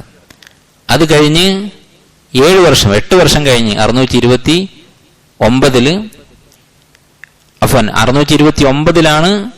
കീഴടക്കുന്നത് റോമ കീഴടക്കുന്നത് പേർഷ്യക്കാർ. 629 കഴിഞ്ഞ് 636 7 വർഷം കഴിഞ്ഞപ്പോഴത്തേക്ക് തിരിച്ച് റോമക്കാർ വീണ്ടും ഫലസ്തീൻ പിടിച്ചെടുത്തു. അപ്പോൾ വീണ്ടും ക്രിസ്ത്യാനികളുടെ കയ്യിൽ തന്നെ ഫലസ്തീനിന്റെ ബൈത്തുൽ മഖ്ദിസിന്റെ ഭരണം വന്നു. ഈ സമയത്ത് ഇതിനിടയിലാണ്, അഥവാ ഈ റോമ പേർഷ്യ യുദ്ധം നടക്കുന്ന സമയത്ത് ആ സമയത്താണ് നബി സല്ലല്ലാഹു അലൈഹി വസല്ലമ ഇസ്രാ പോകുന്നത്. അവിടെ പോയി നമസ്കരിക്കുകയും അതുപോലെ തന്നെ അവിടെ അമ്പിയാക്കളുമായി കണ്ടുമുട്ടുകയൊക്കെ ചെയ്യുന്നത്. അതിനുശേഷം 636 തിരിച്ച് ക്രിസ്ത്യാനികളുടെ കയ്യിലായി എന്ന് നമ്മൾ പറഞ്ഞു. അത് കഴിഞ്ഞ് കുറച്ച് വർഷങ്ങൾക്ക് ശേഷം റസൂലുള്ളാഹി സ്വല്ലല്ലാഹു അലൈഹി വസല്ലം വഫാത്തായി. വഫാത്താകുന്നതിന് മുമ്പ് നബി സല്ലല്ലാഹു അലൈഹി വസല്ലം പറഞ്ഞൊരു വാക്കുണ്ട് സ്വഹീഹായ ഹദീസിൽ. അവിടുന്ന് പറഞ്ഞു, ഉഅ്ദുദ് സിത്തൻ ഖബ്ല സാഅ, അന്ത്യദിനത്തിന് മുമ്പായി സംഭവിക്കുന്ന 6 കാര്യങ്ങൾ എണ്ണിക്കൊള്ളുക. എന്നിട്ട് പറഞ്ഞു, മൗത്തി, ഒന്നാമത്തേത് എന്റെ മരണം, രണ്ടാമത്തേത് ഫത്ഹു ബൈത്തുൽ മഖ്ദിസ്, ബൈത്തുൽ മഖ്ദിസ് കീഴടക്കും. അപ്പൊ നബി സല്ലല്ലാഹു അലൈഹി വസല്ലം പ്രവചിച്ചിട്ടുള്ള കാര്യമാണ് അദ്ദേഹത്തിന്റെ വഫാത്തിന് ഉടനെ തന്നെ ബൈത്തുൽ മഖ്ദിസ് കീഴടക്കും എന്നുള്ളത്. അത് അതുപോലെ തന്നെ സംഭവിച്ചു. എത്ര വർഷം കഴിഞ്ഞപ്പോഴാണ് ബൈത്തുൽ മഖ്ദിസ് കീഴടക്കുന്നത്? ഏതാനും വർഷങ്ങൾ, 20 വർഷത്തിനുള്ളിൽ ബൈത്തുൽ മഖ്ദിസ് കീഴടക്കുകയുണ്ടായി. അപ്പോൾ ഈ പറഞ്ഞതിന്റെ ചുരുക്കം എന്താണ്? ബൈത്തുൽ മഖ്ദിസ് എന്ന് പറയുന്നത് അല്ലാഹു സുബ്ഹാനഹു വ തആല നമ്മൾ കഴിഞ്ഞ ദിവസം പറഞ്ഞതുപോലെ അമ്പിയാക്കൾക്ക് കൊടുത്തിട്ടുള്ള ഭവനമാണ്. ബൈത്തുൽ മഖ്ദിസ് ആ നാട്ടുകാരുടേതല്ല. മുവഹ്ഹിദീങ്ങളായ അമ്പിയാക്കളുടെ മാർഗം പിന്തുടരുന്നവരായ അമ്പിയാക്കൾക്കും അവരുടെ മാർഗം പിന്തുടരുന്നവരായ ആളുകൾക്കും അല്ലാഹു സുബ്ഹാനഹു വ തആല നൽകിയിട്ടുള്ളതാണ് ബൈത്തുൽ മഖ്ദിസ് എന്ന് പറയുന്നത്. അതുകൊണ്ടാണ് ബനൂ ഇസ്രായേൽ അവർ ധിക്കാരം കാണിച്ചപ്പോൾ അള്ളാഹുവിന്റെ തീരുമാനപ്രകാരം ഇറാഖിൽ നിന്ന് ഒരു ഭരണാധികാരി വന്ന് ഇവരെ മുഴുവൻ കൊണ്ടുപോയി അടിമകളാക്കിയത്. അവർ ദീനിലേക്ക് തിരിച്ചു വന്ന് നബിമാരുടെ പിന്നിൽ അണിനിരന്നപ്പോൾ അള്ളാഹു താല വീണ്ടും അവർക്ക് ആധിപത്യം കൊടുക്കുകയും ചെയ്തത്. അതുകൊണ്ട് തന്നെ ബൈത്തുൽ മഖ്ദിസിന്റെ വിജയം അത് വീണ്ടും അന്തിമമായി തിരികെ വരിക ഈ അമ്പിയാക്കളുടെ മാർഗത്തിൽ ആരാണോ അവർക്കായിരിക്കും. അതാണ് നേരത്തെ നമ്മൾ കഴിഞ്ഞ ക്ലാസ്സിൽ പറഞ്ഞത്. ഉമർ റളിയല്ലാഹു അൻഹു ബൈത്തുൽ മഖ്ദിസിന്റെ താക്കോൽ വാങ്ങാൻ പോകുമ്പോൾ പുരോഹിതന്മാർ പറഞ്ഞ കാര്യം, ഇങ്ങനെയുള്ള ഒരാൾക്ക് തന്നെയാണ് ഈ താക്കോൽ കൈമാറാൻ ഇഞ്ചിയിൽ പറഞ്ഞിട്ടുള്ളത്. അപ്പൊ ഇത്രയും പറഞ്ഞത് ബൈത്തുൽ മഖ്ദിസിന്റെ 2ാമത്തെ ഘട്ടമാണ്. മൂസാ നബി അലൈഹി സ്വലാം മുതൽ അല്ലെങ്കിൽ യൂശ അലൈഹി സ്വലാം മുതൽ മുഹമ്മദ് നബി സല്ലല്ലാഹു അലൈഹി വസല്ലം വരെയുള്ള കാലത്തുള്ള സംഭവങ്ങൾ. അതിനുശേഷം ഇനി നബി സല്ലല്ലാഹു അലൈഹി വസല്ലം പ്രവചിച്ച ഈ ഫത്ഹ്, അതിനെക്കുറിച്ചാണ് ഇനി പറയാനുള്ളത്. ആ ഫത്ഹ് നടക്കുന്നത് ഉമർ റളിയല്ലാഹുവിന്റെ കാലത്താണ്. എങ്ങനെയാണ് ഉമർ റളിയല്ലാഹു അൻഹു ബൈത്തുൽ മഖ്ദിസ് മോചിപ്പിച്ചത്? അതുപോലെ അതിനുശേഷം ബൈത്തുൽ മഖ്ദിസ് ആരാണ് ഭരിച്ചത്? നമുക്കറിയാം, ഖുലഫാ റാഷിദീങ്ങൾ ഭരിച്ചു. അത് കഴിഞ്ഞതിന് ശേഷം ഉമവി ഖിലാഫത്ത് ഉണ്ടായി, അവർ ഭരിച്ചു. പിന്നീട് അബ്ബാസികൾ ഭരിച്ചു. അതിനുശേഷം മംലൂഖിയൂൻ എന്ന് പറയുന്ന അടിമ രാജവംശം അവർ ഭരിച്ചു. അതിനുശേഷം ഉസ്മാനി ഖിലാഫത്തിന്റെ കാലത്ത്. ഇങ്ങനെ ഇസ്ലാമിക ചരിത്രത്തിൽ പിന്നീടുണ്ടായ ഓരോ രാജവംശത്തിന്റെയും കാലത്ത് ബൈത്തുൽ മഖ്ദിസിന്റെ അവസ്ഥ എന്തായിരുന്നു? ഇത് മനസ്സിലാക്കിയാൽ നമുക്ക് ബൈത്തുൽ മഖ്ദിസിന് ഇനി എന്താണ് സംഭവിക്കുക എന്ന കാര്യത്തിൽ ഒരു വെളിച്ചം കിട്ടും. ബൈത്തുൽ മഖ്ദിസ് ഓരോ ഘട്ടത്തിലും ആരാണ് അതിനെ മോചിപ്പിച്ചത്, ആരാണ് അതിനെ സജീവമാക്കി കൊണ്ടു നടന്നത് എന്ന കാര്യം മനസ്സിലാക്കിയാൽ, അതുപോലെ എന്ത് കാരണം കൊണ്ടായിരുന്നു അവിടെ നമുക്ക് ഭരണം നഷ്ടപ്പെട്ടത് എന്ന കാര്യം മനസ്സിലാക്കിയാൽ നമുക്ക് ഭാവിയിൽ എന്താണ് സംഭവിക്കുക എന്നത് ഊഹിക്കാൻ സാധിക്കും. അതുപോലെ തന്നെ പ്രധാനപ്പെട്ട ഒരു കാര്യം ഇതിൽ നിന്ന് മനസ്സിലാക്കാനുള്ളത് എന്താണ്? നമ്മൾ പറഞ്ഞതുപോലെ ബൈത്തുൽ മഖ്ദിസ് എന്ന് പറയുന്നത് ഫലസ്തീനികളുടെ ഹക്കല്ല. ബൈത്തുൽ മഖ്ദിസ് മുഹമ്മദ് നബി സല്ലല്ലാഹു അലൈഹി വസല്ലമയുടെ ഹക്കാണ്. എന്റെ വഫാത്തിന് ശേഷം നടക്കുന്ന കാര്യമായിട്ട് അവിടുന്ന് പറഞ്ഞതാണ് ഫത്ഹു ബൈത്തുൽ മഖ്ദിസ്. നബി സല്ലല്ലാഹു അലൈഹി വസല്ലമയാണ് ബൈത്തുൽ മഖ്ദിസിന്റെ അനന്തരാവകാശി. ഈസാ നബി അലൈഹി സ്വലാമിന് ശേഷം ബൈത്തുൽ മഖ്ദിസ് അവകാശമുള്ളത് ആ മാർഗത്തിൽ കടന്നു വന്നിട്ടുള്ള മുഹമ്മദ് നബി സല്ലല്ലാഹു അലൈഹി വസല്ലമയാണ്. അപ്പൊ നബി സല്ലല്ലാഹു അലൈഹി വസല്ലമയുടെ ഉമ്മത്താണ് അതിന്റെ അവകാശികൾ. അതുകൊണ്ട് നമ്മുടെ പള്ളിയാണ് ബൈത്തുൽ മഖ്ദിസ്. നമുക്ക് മക്കത്തും മദീനത്തും എന്താണ് അധികാരമുള്ളത്? മക്കയും മദീനയും സൗദികളുടേതാണോ അറബികളുടേതാണോ? അല്ല, മക്കയും മദീനയും മുസ്ലിമീങ്ങളുടേതാണ്. അതുപോലെ തന്നെ മുസ്ലിമീങ്ങളുടേതാണ് ബൈത്തുൽ മഖ്ദിസ്. അതുകൊണ്ട് തന്നെ ആ പള്ളിക്ക് വേണ്ടിയും അവിടെയുള്ള ആളുകൾക്ക് വേണ്ടിയും നമ്മൾ ദുആ ചെയ്യുകയും അതുപോലെ അതിന്റെ മോചനം ആഗ്രഹിക്കുകയും ചെയ്യുക എന്നുള്ളത് നമുക്ക് ഫർളാണ്, നിർബന്ധമാണ്. അല്ലാഹു സുബ്ഹാനഹു വ തആല അവർക്ക് എത്രയും പെട്ടെന്ന് ആശ്വാസവും വിജയവും നൽകി അനുഗ്രഹിക്കുമാറാകട്ടെ. ശേഷം വീണ്ടും ഫലസ്തീൻ ആക്രമിക്കാൻ വേണ്ടി പുറത്തുനിന്ന് ഗ്രീക്കുകാരായിട്ടുള്ള കുറെ വലിയ യോദ്ധാക്കൾ, അവർ മെഡിറ്ററേനിയൻ കടൽ കടന്ന് ഇന്നത്തെ യൂറോപ്പിന്റെ ഭാഗങ്ങളിലായിരിക്കാം, അല്ലെങ്കിൽ മെഡിറ്ററേനിയൻ കടലിലുള്ള ഏതെങ്കിലും ദ്വീപിൽ താമസിച്ചിരുന്ന ആളുകളായിരിക്കാം, അവര് ഇങ്ങോട്ട് വരികയും ബനു ഇസ്രായേലിനെ വീണ്ടും പരാജയപ്പെടുത്തുകയും ചെയ്തു. അവർക്കെതിരെ ഒരു യുദ്ധമുണ്ടായി. ആ യുദ്ധത്തിൽ ഒരു സൈനികനായിരുന്നു, അല്ലെങ്കിൽ സൈന്യത്തെ സഹായിക്കുന്ന ഒരു യുവാവായിരുന്നു ദാവൂദ് അലൈഹിസ്സലാം. ദാവൂദ് അലൈഹിസ്സലാം ജാലൂത്ത് എന്ന് പറയുന്ന ശത്രുവിനെ കൊല്ലുകയും, ഗ്രീക്കുകാരുടെ തലവനായിരുന്നു ജാലൂത്ത്. ഈ ജാലൂത്തിനെ കൊല്ലാൻ ആർക്കും സാധിച്ചിരുന്നില്ല. അവിടെ ദാവൂദ് അലൈഹിസ്സലാമാണ് ജാലൂത്തിനെ കൊന്നത്. അങ്ങനെ ദാവൂദിന് അല്ലാഹു സുബ്ഹാനഹു വ തആല പിൽക്കാലത്ത് നുബുവത്ത് കൊടുത്തു, രാജാവുമാക്കി. ഇത്രയും കാര്യങ്ങൾ നമ്മൾ പറഞ്ഞു. പിന്നീട് സുലൈമാൻ നബി അലൈഹിസ്സലാം, ദാവൂദ് അലൈഹിസ്സലാമിന്റെ മകനായിരുന്നു സുലൈമാൻ നബിയാണ് 3ാമത് ബൈത്തുൽ മഖ്ദിസ് ഉണ്ടാക്കിയത്. ആദ്യം ആദം നബി അലൈഹിസ്സലാം, പിന്നീട് ഇബ്രാഹിം അലൈഹിസ്സലാം, 3ാമതായി സുലൈമാൻ നബി അലൈഹിസ്സലാം ബൈത്തുൽ മഖ്ദിസ് പുതുക്കി പണിതു എന്ന കാര്യം നമ്മൾ പറഞ്ഞിരുന്നു. ഇനി പിന്നീട് എന്താണ് സംഭവിച്ചത്? നമ്മൾ പറഞ്ഞു, റോമക്കാര് സിറിയ, ഫലസ്തീൻ ഇങ്ങനെയുള്ള ഷാം മുഴുവൻ കീഴടക്കുകയുണ്ടായി. അങ്ങനെ റോമക്കാരുടെ കീഴിലായിരുന്നു കുറെ കാലം ബൈത്തുൽ മഖ്ദിസ് ഉണ്ടായിരുന്നത്. അന്ന് യഹൂദികൾക്ക് അങ്ങോട്ട് അടുക്കാൻ പറ്റിയിരുന്നില്ല. യഹൂദികൾ അവരെ അങ്ങോട്ട് പ്രവേശിപ്പിക്കുമായിരുന്നില്ല. ചരിത്രം നോക്കിയാൽ നമുക്ക് കാണാം, റോമക്കാര് അല്ലെങ്കിൽ ക്രിസ്ത്യാനികൾ ബൈത്തുൽ മഖ്ദിസ് പിടിച്ചെടുത്താൽ യഹൂദികൾ അങ്ങോട്ട് പ്രവേശിപ്പിക്കാറില്ല. അതുപോലെ യഹൂദികൾ ഭരിക്കുന്ന സമയത്ത് അവർ നസ്രാണികൾ അങ്ങോട്ട് അടുപ്പിക്കാറില്ല. പക്ഷെ മുസ്ലിമീങ്ങൾ ഇവർ രണ്ടു കൂട്ടരെയും ഉമർ റളിയല്ലാഹുവിന്റെ കാലത്ത്, ഇനി നമുക്ക് ചരിത്രത്തിൽ അത് പറയുന്നതാണ്, ഉമർ റളിയല്ലാഹുവിന്റെ കാലത്തും പിൽക്കാലത്തുള്ള ഇസ്ലാമിക ഭരണത്തിന്റെ കാലത്തെല്ലാം ഇന്നും യഹൂദികൾക്കും നസ്രാണികൾക്കും അവിടെ പ്രവേശനമുണ്ട്. അവർക്ക് അവിടെ പ്രവേശിക്കാം. അവരുടെ ശിർക്ക് അവിടെ ലാഹിറായി പ്രകടിപ്പിക്കാൻ മുമ്പ് കാലങ്ങളിൽ അനുവാദം ഉണ്ടായിരുന്നില്ല. പക്ഷെ അവർക്ക് പ്രവേശിക്കാൻ എല്ലാ കാലത്തും അനുവാദം കൊടുത്തിട്ടുണ്ട്. അപ്പോൾ അവർ തമ്മിൽ തന്നെ വലിയ ശത്രുതയാണ് ചരിത്രത്തിലുടനീളം കാണിച്ചിട്ടുള്ളത്. ഏതായിരുന്നാലും റോമക്കാർ ആദ്യകാലത്ത് മുശ്രിക്കുകളായിരുന്നു. അവര് ബൈത്തുൽ മഖ്ദിസ് കൈയടക്കി വെച്ചു. പിന്നീട് റോമക്കാരുടെ കൂട്ടത്തിൽ വന്ന ഒരു ഭരണാധികാരിയായിരുന്ന കോൺസ്റ്റന്റീൻ എന്ന് പറയുന്ന വ്യക്തി, അദ്ദേഹം അന്നത്തെ ഇസ്ലാം അഥവാ ഈസാ അലൈഹി ഇസ്ലാമിന്റെ ദീൻ സ്വീകരിച്ച് നസ്രാണിയാവുകയും അങ്ങനെ നസ്രാണികളുടെ കയ്യിൽ ബൈത്തുൽ മഖ്ദിസ് ആയിത്തീരുകയും ചെയ്തു. പിന്നീട് നബി സല്ലല്ലാഹു അലൈഹി വസല്ലമയുടെ നുബുവത്തിന്റെ കുറച്ചു മുമ്പ് ഒരു യുദ്ധമുണ്ടായി. നബി സല്ലല്ലാഹു അലൈഹി വസല്ലമയുടെ നുബുവത്തിന്റെ കുറച്ചു മുമ്പായി പേർഷ്യക്കാര് വീണ്ടും റോമക്കാരെ പരാജയപ്പെടുത്തി അധികാരം പിടിച്ചെടുത്തു. പേർഷ്യക്കാരെന്ന് പറഞ്ഞാൽ ഇന്നത്തെ ഇറാൻ, ഇറാഖ് ഈ നാട്ടിലൊക്കെ താമസിക്കുന്ന ആളുകളാണ്. അവർ അഗ്നി ആരാധകരാണ്, മുശ്രിക്കുകളാണ്. അവർക്ക് യഹൂദികളുമായി പണ്ടൊരു ബന്ധമുണ്ട്. നമ്മൾ പറഞ്ഞതാണ്, ദാവൂദ് അലൈഹി ഇസ്ലാമിന്റെ ഒക്കെ കാലശേഷം കുറെ തലമുറകൾ കഴിഞ്ഞ് അവർ ദീനിൽ നിന്ന് അകന്നു പോയപ്പോൾ അള്ളാഹു അവർക്കൊരു ശിക്ഷ കൊടുത്തു. ഇറാഖിലെ ബാബിലോണിയയിൽ ഉണ്ടായിരുന്ന ഒരു രാജാവ് വന്ന് യുദ്ധം ചെയ്ത് ഇവരെ അടിമകളാക്കി ബനി ഇസ്രായേലിനെ മുഴുവൻ അങ്ങോട്ട് കൊണ്ടുപോയി. അതിൽ നിന്ന് രക്ഷപ്പെട്ടവർ ലോകത്തിന്റെ നാനാഭാഗങ്ങളിലേക്ക് പലായനം ചെയ്യുകയും ചെയ്തു. അങ്ങനെ അന്ന് അവർ സഹായിച്ച ഭരണാധികാരിയാണ് ഫാർസിയായിരുന്ന ഖൂറഷ് എന്ന് പറയുന്ന രാജാവ്. അദ്ദേഹം ഇറാഖ് കീഴടക്കിയപ്പോഴാണ് ഇറാഖിൽ നിന്ന് അടിമകളായിരുന്നവരെ മോചിപ്പിക്കുകയും ഇവരെ തിരിച്ച് ഫലസ്തീനിലേക്ക് പറഞ്ഞേക്കുകയും ചെയ്തു. അങ്ങനെ പേർഷ്യക്കാരോട് യഹൂദികൾക്ക് ഒരു ബന്ധമുണ്ട്. അപ്പൊ നബി സല്ലല്ലാഹു അലൈഹി വസല്ലമയുടെ നുബുവത്തിന് അല്ലെങ്കിൽ നബി സല്ലല്ലാഹു അലൈഹി വസല്ലമയുടെ ജന്നത്തിന് തന്നെ കുറച്ച് മുമ്പായി പേർഷ്യക്കാര് റോമക്കാരെ തോൽപ്പിക്കുകയും ഫലസ്തീൻ യഹൂദികൾക്ക് വീണ്ടും വിട്ടുകൊടുക്കുകയും ചെയ്തു. കാരണം അവർ തമ്മിൽ ബന്ധമുണ്ട്.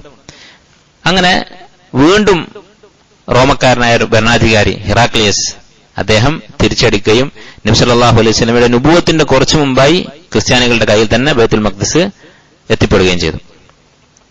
പിന്നെ വീണ്ടും ഒരിക്കൽ കൂടി യുദ്ധമുണ്ടായി. സൂറത്ത് റൂമിൽ പറഞ്ഞ യുദ്ധം, ഗുലിബത്തുർ റൂം എന്ന് പറയുന്നത്, അത് നബി സല്ലല്ലാഹു അലൈഹി വസല്ലമയുടെ നുബുവത്തിന് ശേഷമാണ് ആ സംഭവം നടക്കുന്നത്.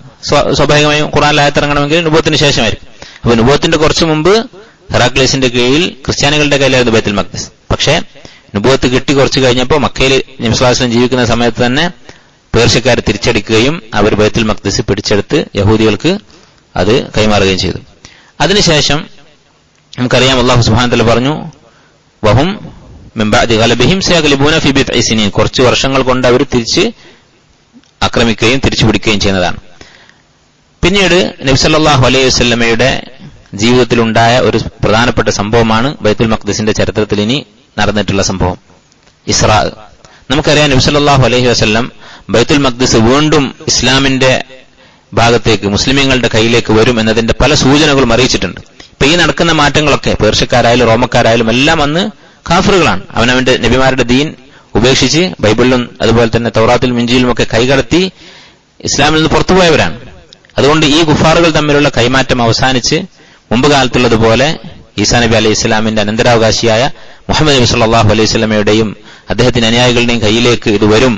അത് സ്വാഭാവികമായിട്ടും വരേണ്ടതാണ്. കാരണം മൂസാ നബി അലൈഹി ഇസ്ലാം ഫലസ്തീനിലേക്ക് പോകുമ്പോൾ തന്നെ അവരോട് പറഞ്ഞിട്ടുള്ള കാര്യമാണ്, ഇന്നൽ അർദ ലില്ലാഹി യൂരിസുഹാ മൻ യശാഉ മിൻ ഇബാദിഹി, അള്ളാഹുവിന്റെ അവകാശമാണ് ഭൂമി മുഴുവൻ, പ്രത്യേകിച്ച് ഈ ഫലസ്തീൻ എന്ന് പറയുന്ന പരിശുദ്ധമായ ഭൂമി അത് അള്ളാഹുവിന് ഉദ്ദേശിക്കുന്നവർക്ക് കൈമാറുന്നതാണ്.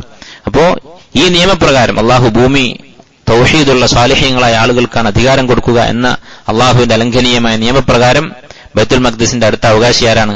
ഈസാ അലൈഹി ഇസ്ലാമിന്റെ അനന്തരാവകാശിയായ അദ്ദേഹത്തിന് ശേഷം വന്ന നബിയായ മുഹമ്മദ് നബി സല്ലല്ലാഹു അലൈഹി വസല്ലം. മുഹമ്മദ് നബി സല്ലല്ലാഹു അലൈഹി വസല്ലം ഈ മാറ്റത്തെക്കുറിച്ച് സൂചനകൾ നൽകിയിട്ടുണ്ട്. അതിൽപ്പെട്ട ഒന്നാമത്തെ സൂചനയാണ് ഒരു ഹദീസിൽ അവിടുന്ന് പറഞ്ഞു, സിത്തൻ ഖബ്ല ഖിയാമിസ് സാഅ, സഹീഹായ ഹദീസ്, ഖിയാമത്ത് നാളിന് മുമ്പ് 6 കാര്യങ്ങൾ സംഭവിക്കും, എണ്ണിക്കൊള്ളുക. അവലുഹ മൗതി, ഒന്നാമത്തെ കാര്യം എന്റെ മരണമാണ്. വഥാനിഹ ഫത്ഹു അൽ മസ്ജിദുൽ അഖ്സ, രണ്ടാമത്തേത് മസ്ജിദുൽ അഖ്സ മുസ്ലിമീങ്ങൾ കീഴടക്കും. നിങ്ങൾ നോക്കൂ, ഇസ്ലാം ഒരു രാജ്യത്ത് കീഴടക്കുന്നത് അല്ലെങ്കിൽ മുസ്ലിമീങ്ങൾ ഒരു നാട് കീഴടക്കുന്നതിന് ഹദീസില് ഫത്ഹ് എന്ന വാക്കാണ് ഉപയോഗിച്ചിട്ടുള്ളത്. അതുപോലെ ഖുർആനിലും ഫത്ഹ് എന്ന വാക്കാണ് ഉപയോഗിച്ചിട്ടുള്ളത്. എന്താണ് ഫത്ഹ് എന്ന് പറഞ്ഞാൽ? തുറക്കുക എന്നാണ് അർത്ഥം. ലോക ചരിത്രം നോക്കിയാൽ നിരവധി യുദ്ധങ്ങൾ നമുക്ക് കാണാൻ സാധിക്കും. ഒരു യുദ്ധം കഴിഞ്ഞാൽ ആ നാട് നശിപ്പിക്കുകയാണ് സാധാരണ എല്ലാ രാജാക്കന്മാരും ചെയ്യുക. അവിടെ നിന്ന് പരമാവധി വിഭവങ്ങൾ ശേഖരിക്കുകയും അവിടുത്തെ ജനങ്ങളെ അടിമകളാക്കുകയും എന്നിട്ട് ആ നാട് നശിപ്പിക്കുകയുമാണ് ചെയ്യുക. നേരെ മറിച്ച് ഇസ്ലാമിക ഭരണാധികാരികൾ ഒരു നാട് കീഴടക്കിയാൽ അതിനെ ഫത്ഹ് എന്നാണ് പറയാം. ആ നാട്ടിൽ മുമ്പുണ്ടായിരുന്ന പ്രശ്നങ്ങളൊക്കെ അവർ പരിഹരിച്ച് അവിടെ അടഞ്ഞു കിടന്നിരുന്ന വികസനമൊക്കെ അവർ തുറന്ന് വിശാലമാക്കുകയാണ് ചെയ്യുക. അതുകൊണ്ടാണ് ഫത്ഹ് എന്ന വാക്ക് ഉപയോഗിക്കുന്നത്. അപ്പോ ഇസ്ലാമിന്റെ ജിഹാദ് അല്ലെങ്കിൽ ഇസ്ലാമിക ഭരണാധികാരികൾ ലോകം കീഴടക്കുന്നത് അതൊരിക്കലും നാശമല്ല, ആ നാടിന് ഖൈറേ അതുകൊണ്ടുണ്ടാവുകയുള്ളൂ. അങ്ങനെ ഫത്ഹുൽ മസ്ജിദുൽ അഖ്സ, മസ്ജിദുൽ അഖ്സ കീഴടക്കുന്ന സംഭവം ഉണ്ടാകും എന്ന് നബി സല്ലല്ലാഹു അലൈഹി വസല്ലം പ്രവചിച്ചിട്ടുണ്ട്. അപ്പൊ അതിനുശേഷം വന്ന കാര്യങ്ങൾ അത് പിന്നീട് നടന്ന കാര്യങ്ങളാണ്. ആദ്യം പറഞ്ഞത് എന്റെ മരണം, പിന്നെ മസ്ജിദുൽ അഖ്സ കീഴടക്കൽ. അപ്പൊ മരണത്തിന്റെ ഉടനെ തന്നെ അതുണ്ടാകും എന്ന് നബി സല്ലല്ലാഹു അലൈഹി വസല്ലം പ്രവചിച്ചിട്ടുണ്ട്. ഇത് റസൂലുള്ളാഹി സ്വല്ലല്ലാഹു അലൈഹി വസല്ലമയുടെ നുബുവത്തിന്റെ ഒരു തെളിവ് കൂടിയാണ്, അവിടുത്തെ സത്യസന്ധതയുടെ സിദഖിന്റെ ഒരു ദലീൽ കൂടിയാണ്. മറ്റൊരു സൂചന കൂടി നബി സല്ലല്ലാഹു അലൈഹി വസല്ലമയുടെ ജീവിതത്തിൽ നമുക്ക് കാണാൻ സാധിക്കും. ബൈത്തുൽ മഖ്ദിസ് ഇങ്ങനെ യഹൂദികളുടെയും നസ്രാണികളുടെയും ഇടയിൽ കടന്ന് കളിക്കുന്ന ഈ സമയത്ത് തന്നെ നബി സല്ലല്ലാഹു അലൈഹി വസല്ലം ഈ സൂചനകൾ കൊടുക്കുന്നുണ്ട്. അന്നത്തെ ഒരു ചരിത്രം നിങ്ങൾ ഓർത്തു നോക്കൂ. അന്ന് ലോകം മുഴുവൻ ഭരിക്കുന്നവരാണ് റോമക്കാർ. അവർ യഥാർത്ഥത്തിൽ റോമക്കാർ എന്നുള്ള പേര് തന്നെ വരാൻ കാരണം എന്താണ്? ഇന്നത്തെ ഇറ്റലിയിൽ കിടക്കുന്ന റോമ എന്ന് പറയുന്ന നാടാണ് അവരുടെ കേന്ദ്രം. അത് പാശ്ചാത്യ രാജ്യങ്ങളിലാണുള്ളത്, നമുക്കറിയാം യൂറോപ്പിലാണുള്ളത്. അവിടെ നിന്ന് തുടങ്ങി അവരുടെ ഭരണം ഇങ്ങോട്ട് കിഴക്ക് ഈ ഫലസ്തീനിലും അതുപോലെ തന്നെ സിറിയയിലും ഒക്കെ എത്തി നിൽക്കുകയാണ്. ബാക്കിയുള്ള ഏഷ്യൻ രാജ്യങ്ങൾ, ഇറാഖും ഇറാനും ഇങ്ങനെയുള്ള നാടുകൾ, അവിടെയാണ് പുരാതനമായ സംസ്കാരങ്ങളുള്ളത്. അതൊക്കെ ആരുടെ കീഴിലാണ്? പേർഷ്യക്കാരുടെ കയ്യിലാണ്. ഇപ്പൊ പേർഷ്യക്കാരും റോമക്കാരുമാണെന്ന് ലോകം ഭരിക്കുന്നത്. മൂന്നാമതൊരു ശക്തിയില്ല. ബാക്കിയുള്ള രാജ്യങ്ങളിലൊക്കെ ആദിവാസികളെ പോലെ സംസ്കാരങ്ങളില്ലാതെ നാഗരികതയില്ലാതെ ഒറ്റപ്പെട്ട് കഴിയുന്ന ചില പ്രാകൃതരായ മനുഷ്യർ മാത്രം. അപ്പൊ മനുഷ്യന് വിവരവും വിദ്യാഭ്യാസവുമുള്ള ആയുധബലമുള്ള നാടുകളൊക്കെ ഈ രണ്ട് സാമ്രാജ്യങ്ങൾക്ക് കീഴിലാണ്. അപ്പൊ ഇവരുടെ രണ്ടുപേരുടെയും കയ്യിൽ ഇങ്ങനെ അമ്മാനമാടിക്കൊണ്ടിരിക്കുന്ന ഈ പരിശുദ്ധമായ നാട് ബൈത്തുൽ മഖ്ദിസ് അത് കീഴടക്കുമെന്നാണ് അറബിയായ ആയുധബലമില്ലാത്ത അംഗബലമില്ലാത്ത ഈ മനുഷ്യൻ പറഞ്ഞുകൊണ്ടിരിക്കുന്നത്.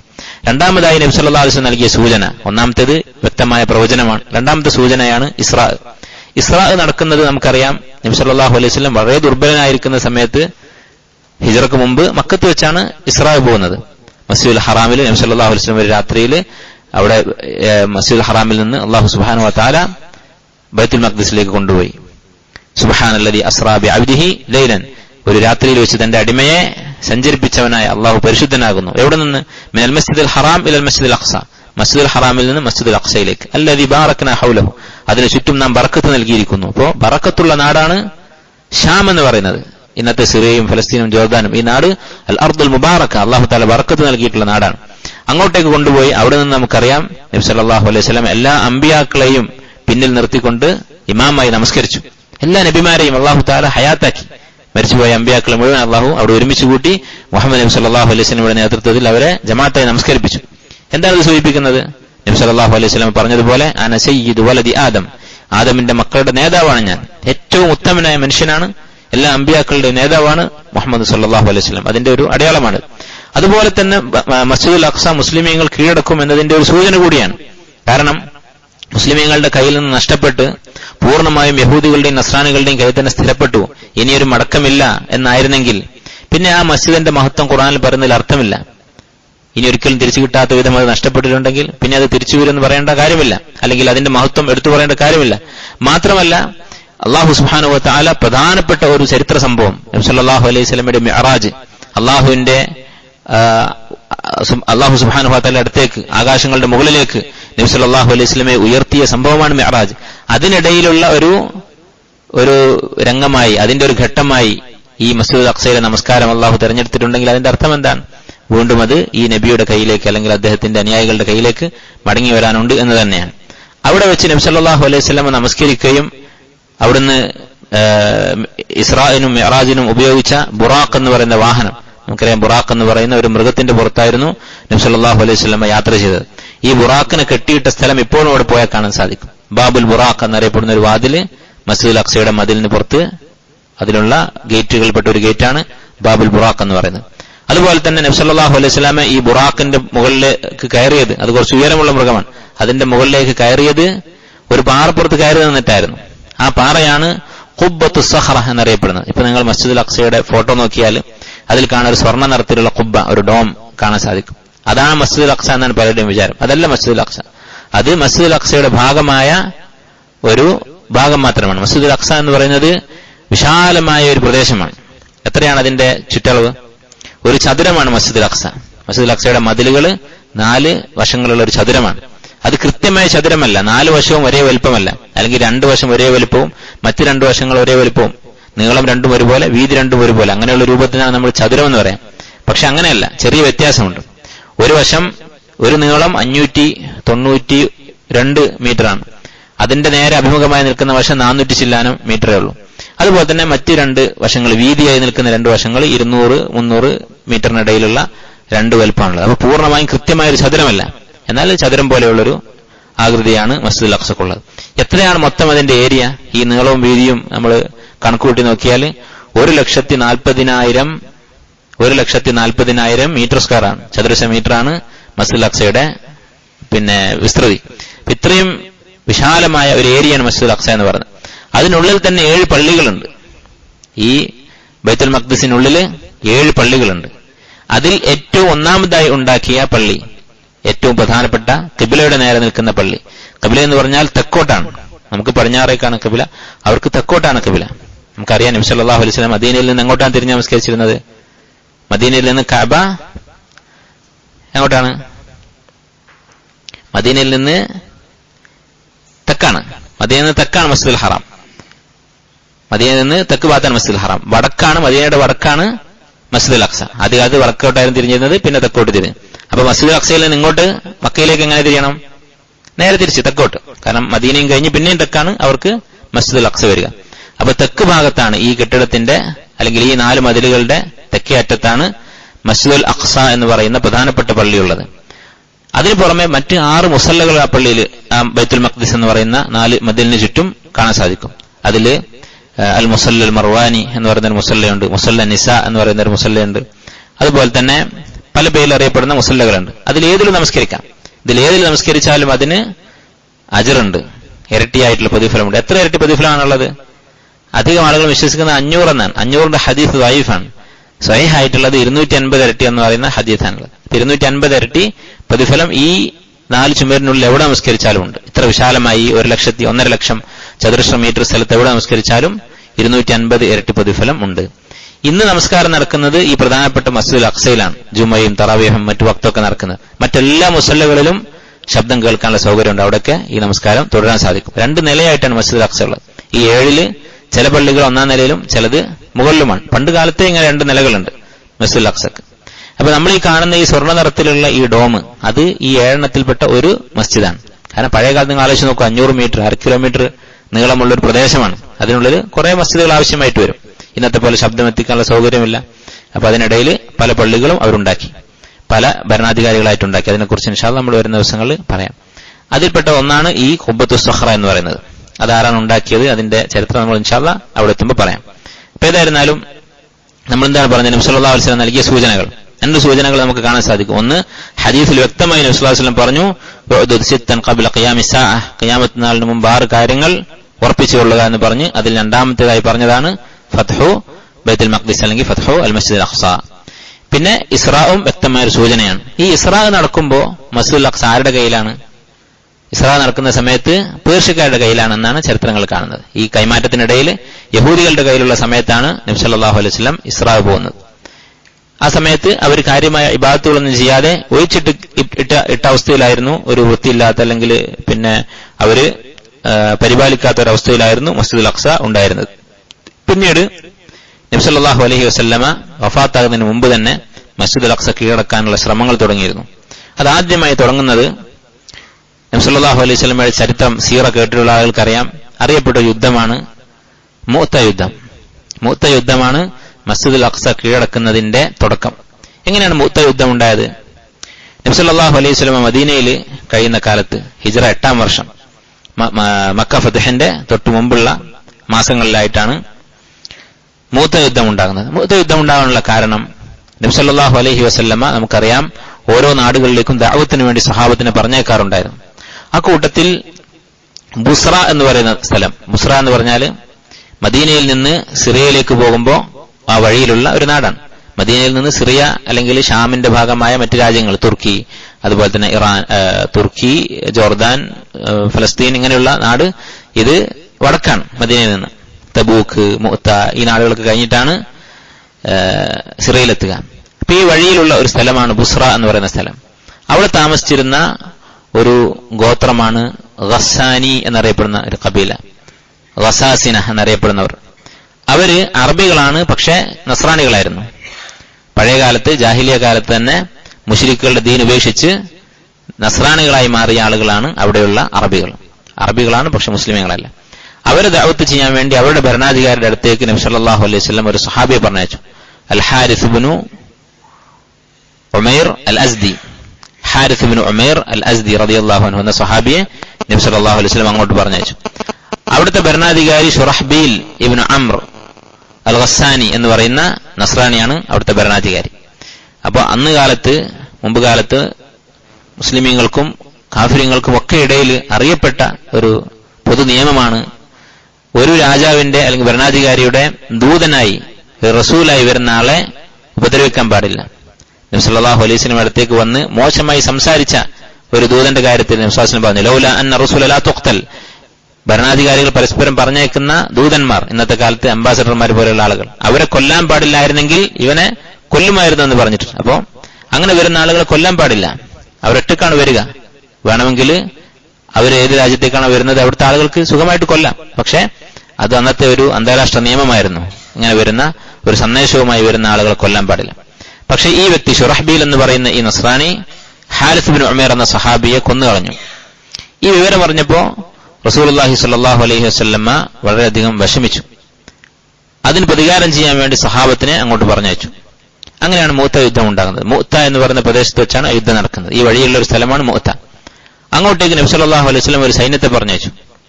അവരുടെ എണ്ണം 3000 ആയിരുന്നു. 3000 സഹാബത്തിനെയാണ് പറഞ്ഞയച്ചത്. അവരുടെ അമീറായി നബി സല്ലല്ലാഹു അലൈഹി വസല്ലം തെരഞ്ഞെടുത്തത് സെയ്ദ് ഇബ്നു ഹാരിസ റളിയല്ലാഹു അൻഹു ആയിരുന്നു.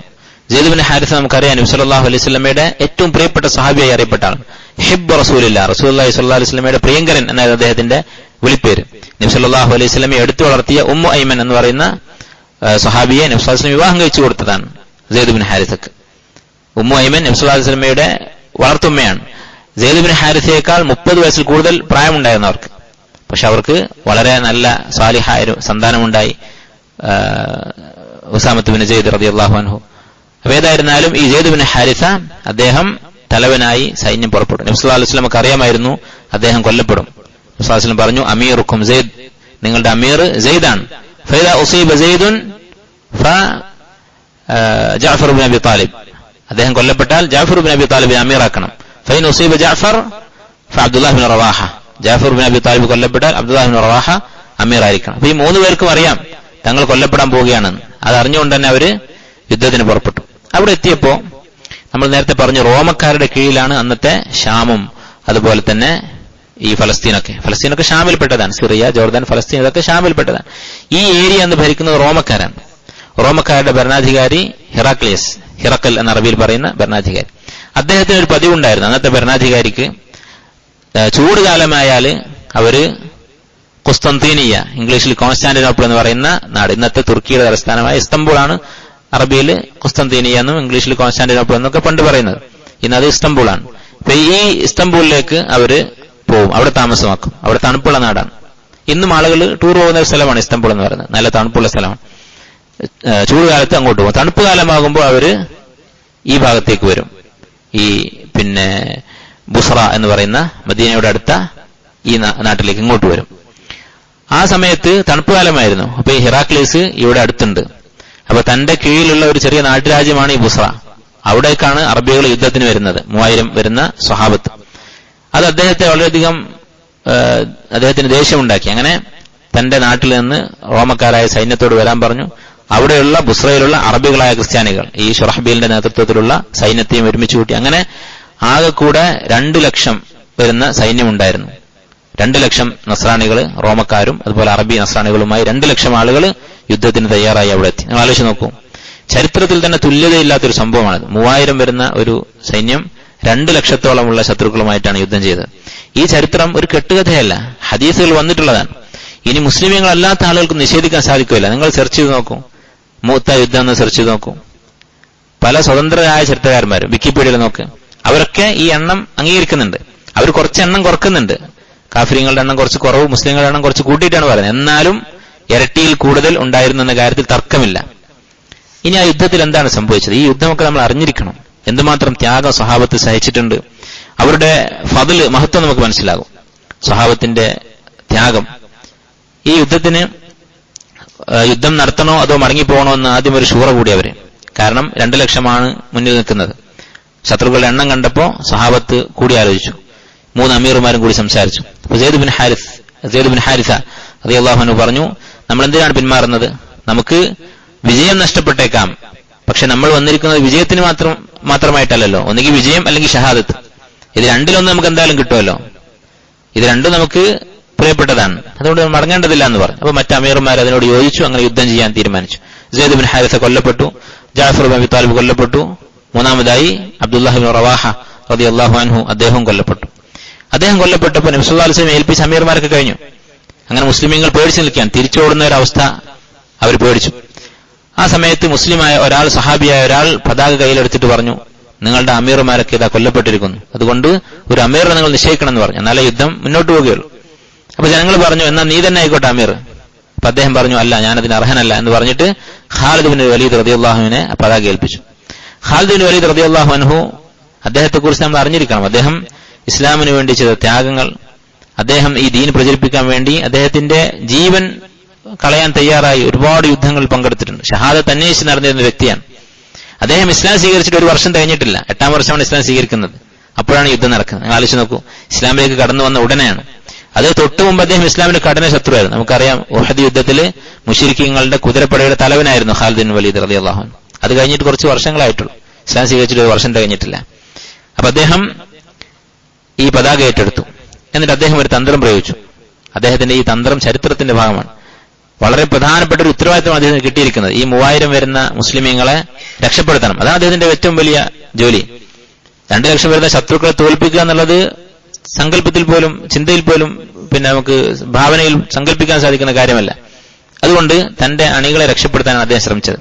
അദ്ദേഹം ഒരു തന്ത്രം ഉപയോഗിച്ചു. എന്താണ് ചെയ്തത്? സാധാരണ യുദ്ധത്തിൽ പഴയകാലത്ത് 4 വിഭാഗമായിട്ടാണ് സൈന്യം നിൽക്കുക. മൈമന, മൈസറ, വലതുഭാഗത്തുള്ള ഒരു സംഘം ഉണ്ടാവും, ഇടതുഭാഗത്തൊരു സംഘം ഉണ്ടാവും, അതുപോലെ അമാം, മുൻനിരയായിട്ട് ഒരു സംഘം ഉണ്ടാവും, ഖൽബ് എന്ന് പറഞ്ഞുകൊണ്ട് പിറകില് ഒരു സംഘം ഉണ്ടാവും. ഇങ്ങനെ 4 കൂട്ടരായിരിക്കും.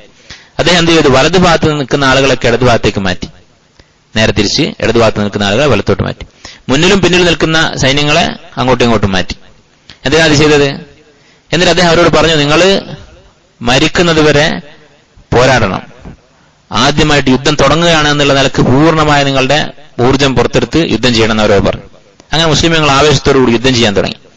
എന്തിനാണ് അദ്ദേഹം ഇങ്ങനെ ചെയ്തത്? ശത്രുക്കൾ വിചാരിച്ചു, ഇവർക്ക് മദീനയിൽ നിന്ന് സഹായം വന്നിട്ടുണ്ട്, പിന്നിൽ നിന്ന് വീണ്ടും ആളുകൾ വന്നിട്ടുണ്ട്. കാരണം പുതിയ ആൾക്കാരെയാണ് കാണുന്നത്. കാരണം മുസ്ലിമീങ്ങൾ വലതുഭാഗത്ത് ആരാണോ അവരുടെ നേരെ അപ്പുറത്ത് നിൽക്കുന്ന ആളുകളുണ്ടാവും. അവർ നോക്കുമ്പോൾ ശത്രുക്കൾ മാറിയിട്ടുണ്ട്. അതുപോലെ ഓരോരുത്തരും, ഓരോ വിഭാഗത്തിനും പുതിയ എതിരാളികളെയാണ് കിട്ടുന്നത്. അങ്ങനെ അവർ പേടിച്ചു. അതുപോലെ ഖാലിദ് ബിൻ വലീദ് അവരോട് പറഞ്ഞിരുന്നു, യുദ്ധം ചെയ്യുന്നതോടൊപ്പം നിങ്ങൾ പതുക്കെ പിറകോട്ട് മാറണം, യുദ്ധം ചെയ്തുകൊണ്ട് പുറകോട്ട് നടക്കണം. അങ്ങനെ ഇവർ പിന്നോട്ട് പോകുന്നത് കണ്ടു. അപ്പൊ പിന്നോട്ട് നടക്കുക എന്ന് പറഞ്ഞാൽ യുദ്ധത്തിൽ വലിയ പരാജയമാണ്. 2 സന്ദർഭത്തിൽ മാത്രമേ പിറകോട്ട് പോവുകയുള്ളൂ. ഒന്നുകിൽ തോറ്റ് ഓടുന്ന സമയത്ത് പിന്നോട്ട് പോകും, അല്ലെങ്കിൽ എന്ത് ചെയ്യും? ശത്രുക്കളെ എന്തെങ്കിലും ഒരു കെണി വെച്ചിട്ടുണ്ടാകും, ഒന്നുകിൽ വല്ല കുഴി കുത്തിയിട്ട് കടങ്ങ് ഉണ്ടാക്കിയിട്ട് അതിൽ വീഴ്ത്താൻ വേണ്ടി, അങ്ങനെ എന്തെങ്കിലും ചതി പ്രയോഗിക്കാൻ വേണ്ടിയാണ് പിന്നോട്ട് പോവുക. അപ്പൊ തോറ്റോടുന്ന ആളുകൾ പൂർണ്ണമായും പേടിച്ച് പുറകോട്ട് തിരിഞ്ഞിട്ടാണ് ഓടുക.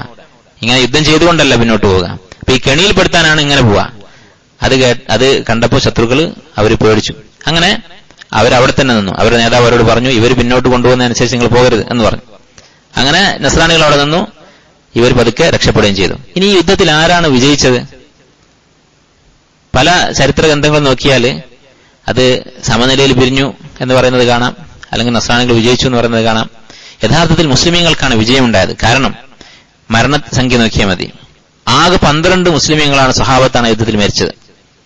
2 ലക്ഷം വരുന്ന ശത്രുക്കളോട് യുദ്ധം ചെയ്തിട്ട് 12 ആളുകളാണ് മരിച്ചത്. നസ്രാണികൾ 3000-ൽ കൂടുതൽ ആളുകൾ, 3600 നസ്രാണികൾ യുദ്ധത്തിൽ മരണപ്പെട്ടു. അള്ളാഹുവിന്റെ സഹായം, അതുപോലെ തന്നെ സ്വഹാബത്തിന്റെ ധീരത, അവരുടെ ആവേശം, ദീനിനോടുള്ള അവരുടെ ത്യാഗമനസ്ഥിതി, അത് ആ യുദ്ധത്തിൽ കാണാൻ സാധിക്കും. അപ്പൊ ഇതായിരുന്നു 1ാമത്തെ നടപടി. സിറിയയിലേക്ക്, അല്ലെങ്കിൽ ഷാമിലേക്ക്, ഫലസ്തീൻ ഉൾക്കൊള്ളുന്ന ഷാം എന്ന് പറയുന്ന പ്രദേശത്തേക്ക് മുസ്ലിമീങ്ങളുടെ ആദ്യത്തെ സൈനിക നീക്കം ഈ മുഅ്ത യുദ്ധമായിരുന്നു. അത് കഴിഞ്ഞ് അടുത്ത വർഷം ഹിജ്റ 9-ാം വർഷം വീണ്ടും ഒരു യുദ്ധം ഉണ്ടായി. അതും ഇസ്ലാമിക ചരിത്രത്തിൽ അറിയപ്പെട്ട ഒരു സംഭവമാണ് തബൂക്ക് യുദ്ധം. തബൂക്ക് യുദ്ധം ഉണ്ടാവാൻ ഒരു കാരണമുണ്ടായിരുന്നു. നബി സല്ലല്ലാഹു അലൈഹി വസല്ലമക്ക് ഒരു വാർത്ത കിട്ടി. ഈ മൗത്ത യുദ്ധം കഴിഞ്ഞതിന് ശേഷം പ്രതികാരം ചെയ്യാൻ വേണ്ടി, മദീന കീഴടക്കാൻ വേണ്ടി നസ്രാണികൾ ഹിറാക്ലീസിന്റെ നേതൃത്വത്തിൽ ഒരു സൈന്യം പുറപ്പെടുന്നുണ്ട് എന്ന വിവരം കിട്ടി. അപ്പൊ അത് ഇങ്ങോട്ട് വരുന്നത് കാത്തു നിൽക്കാതെ ഉഹദ് യുദ്ധത്തിൽ ചെയ്തതുപോലെ അങ്ങോട്ട് പോയി ആക്രമിക്കാൻ തീരുമാനിച്ചു.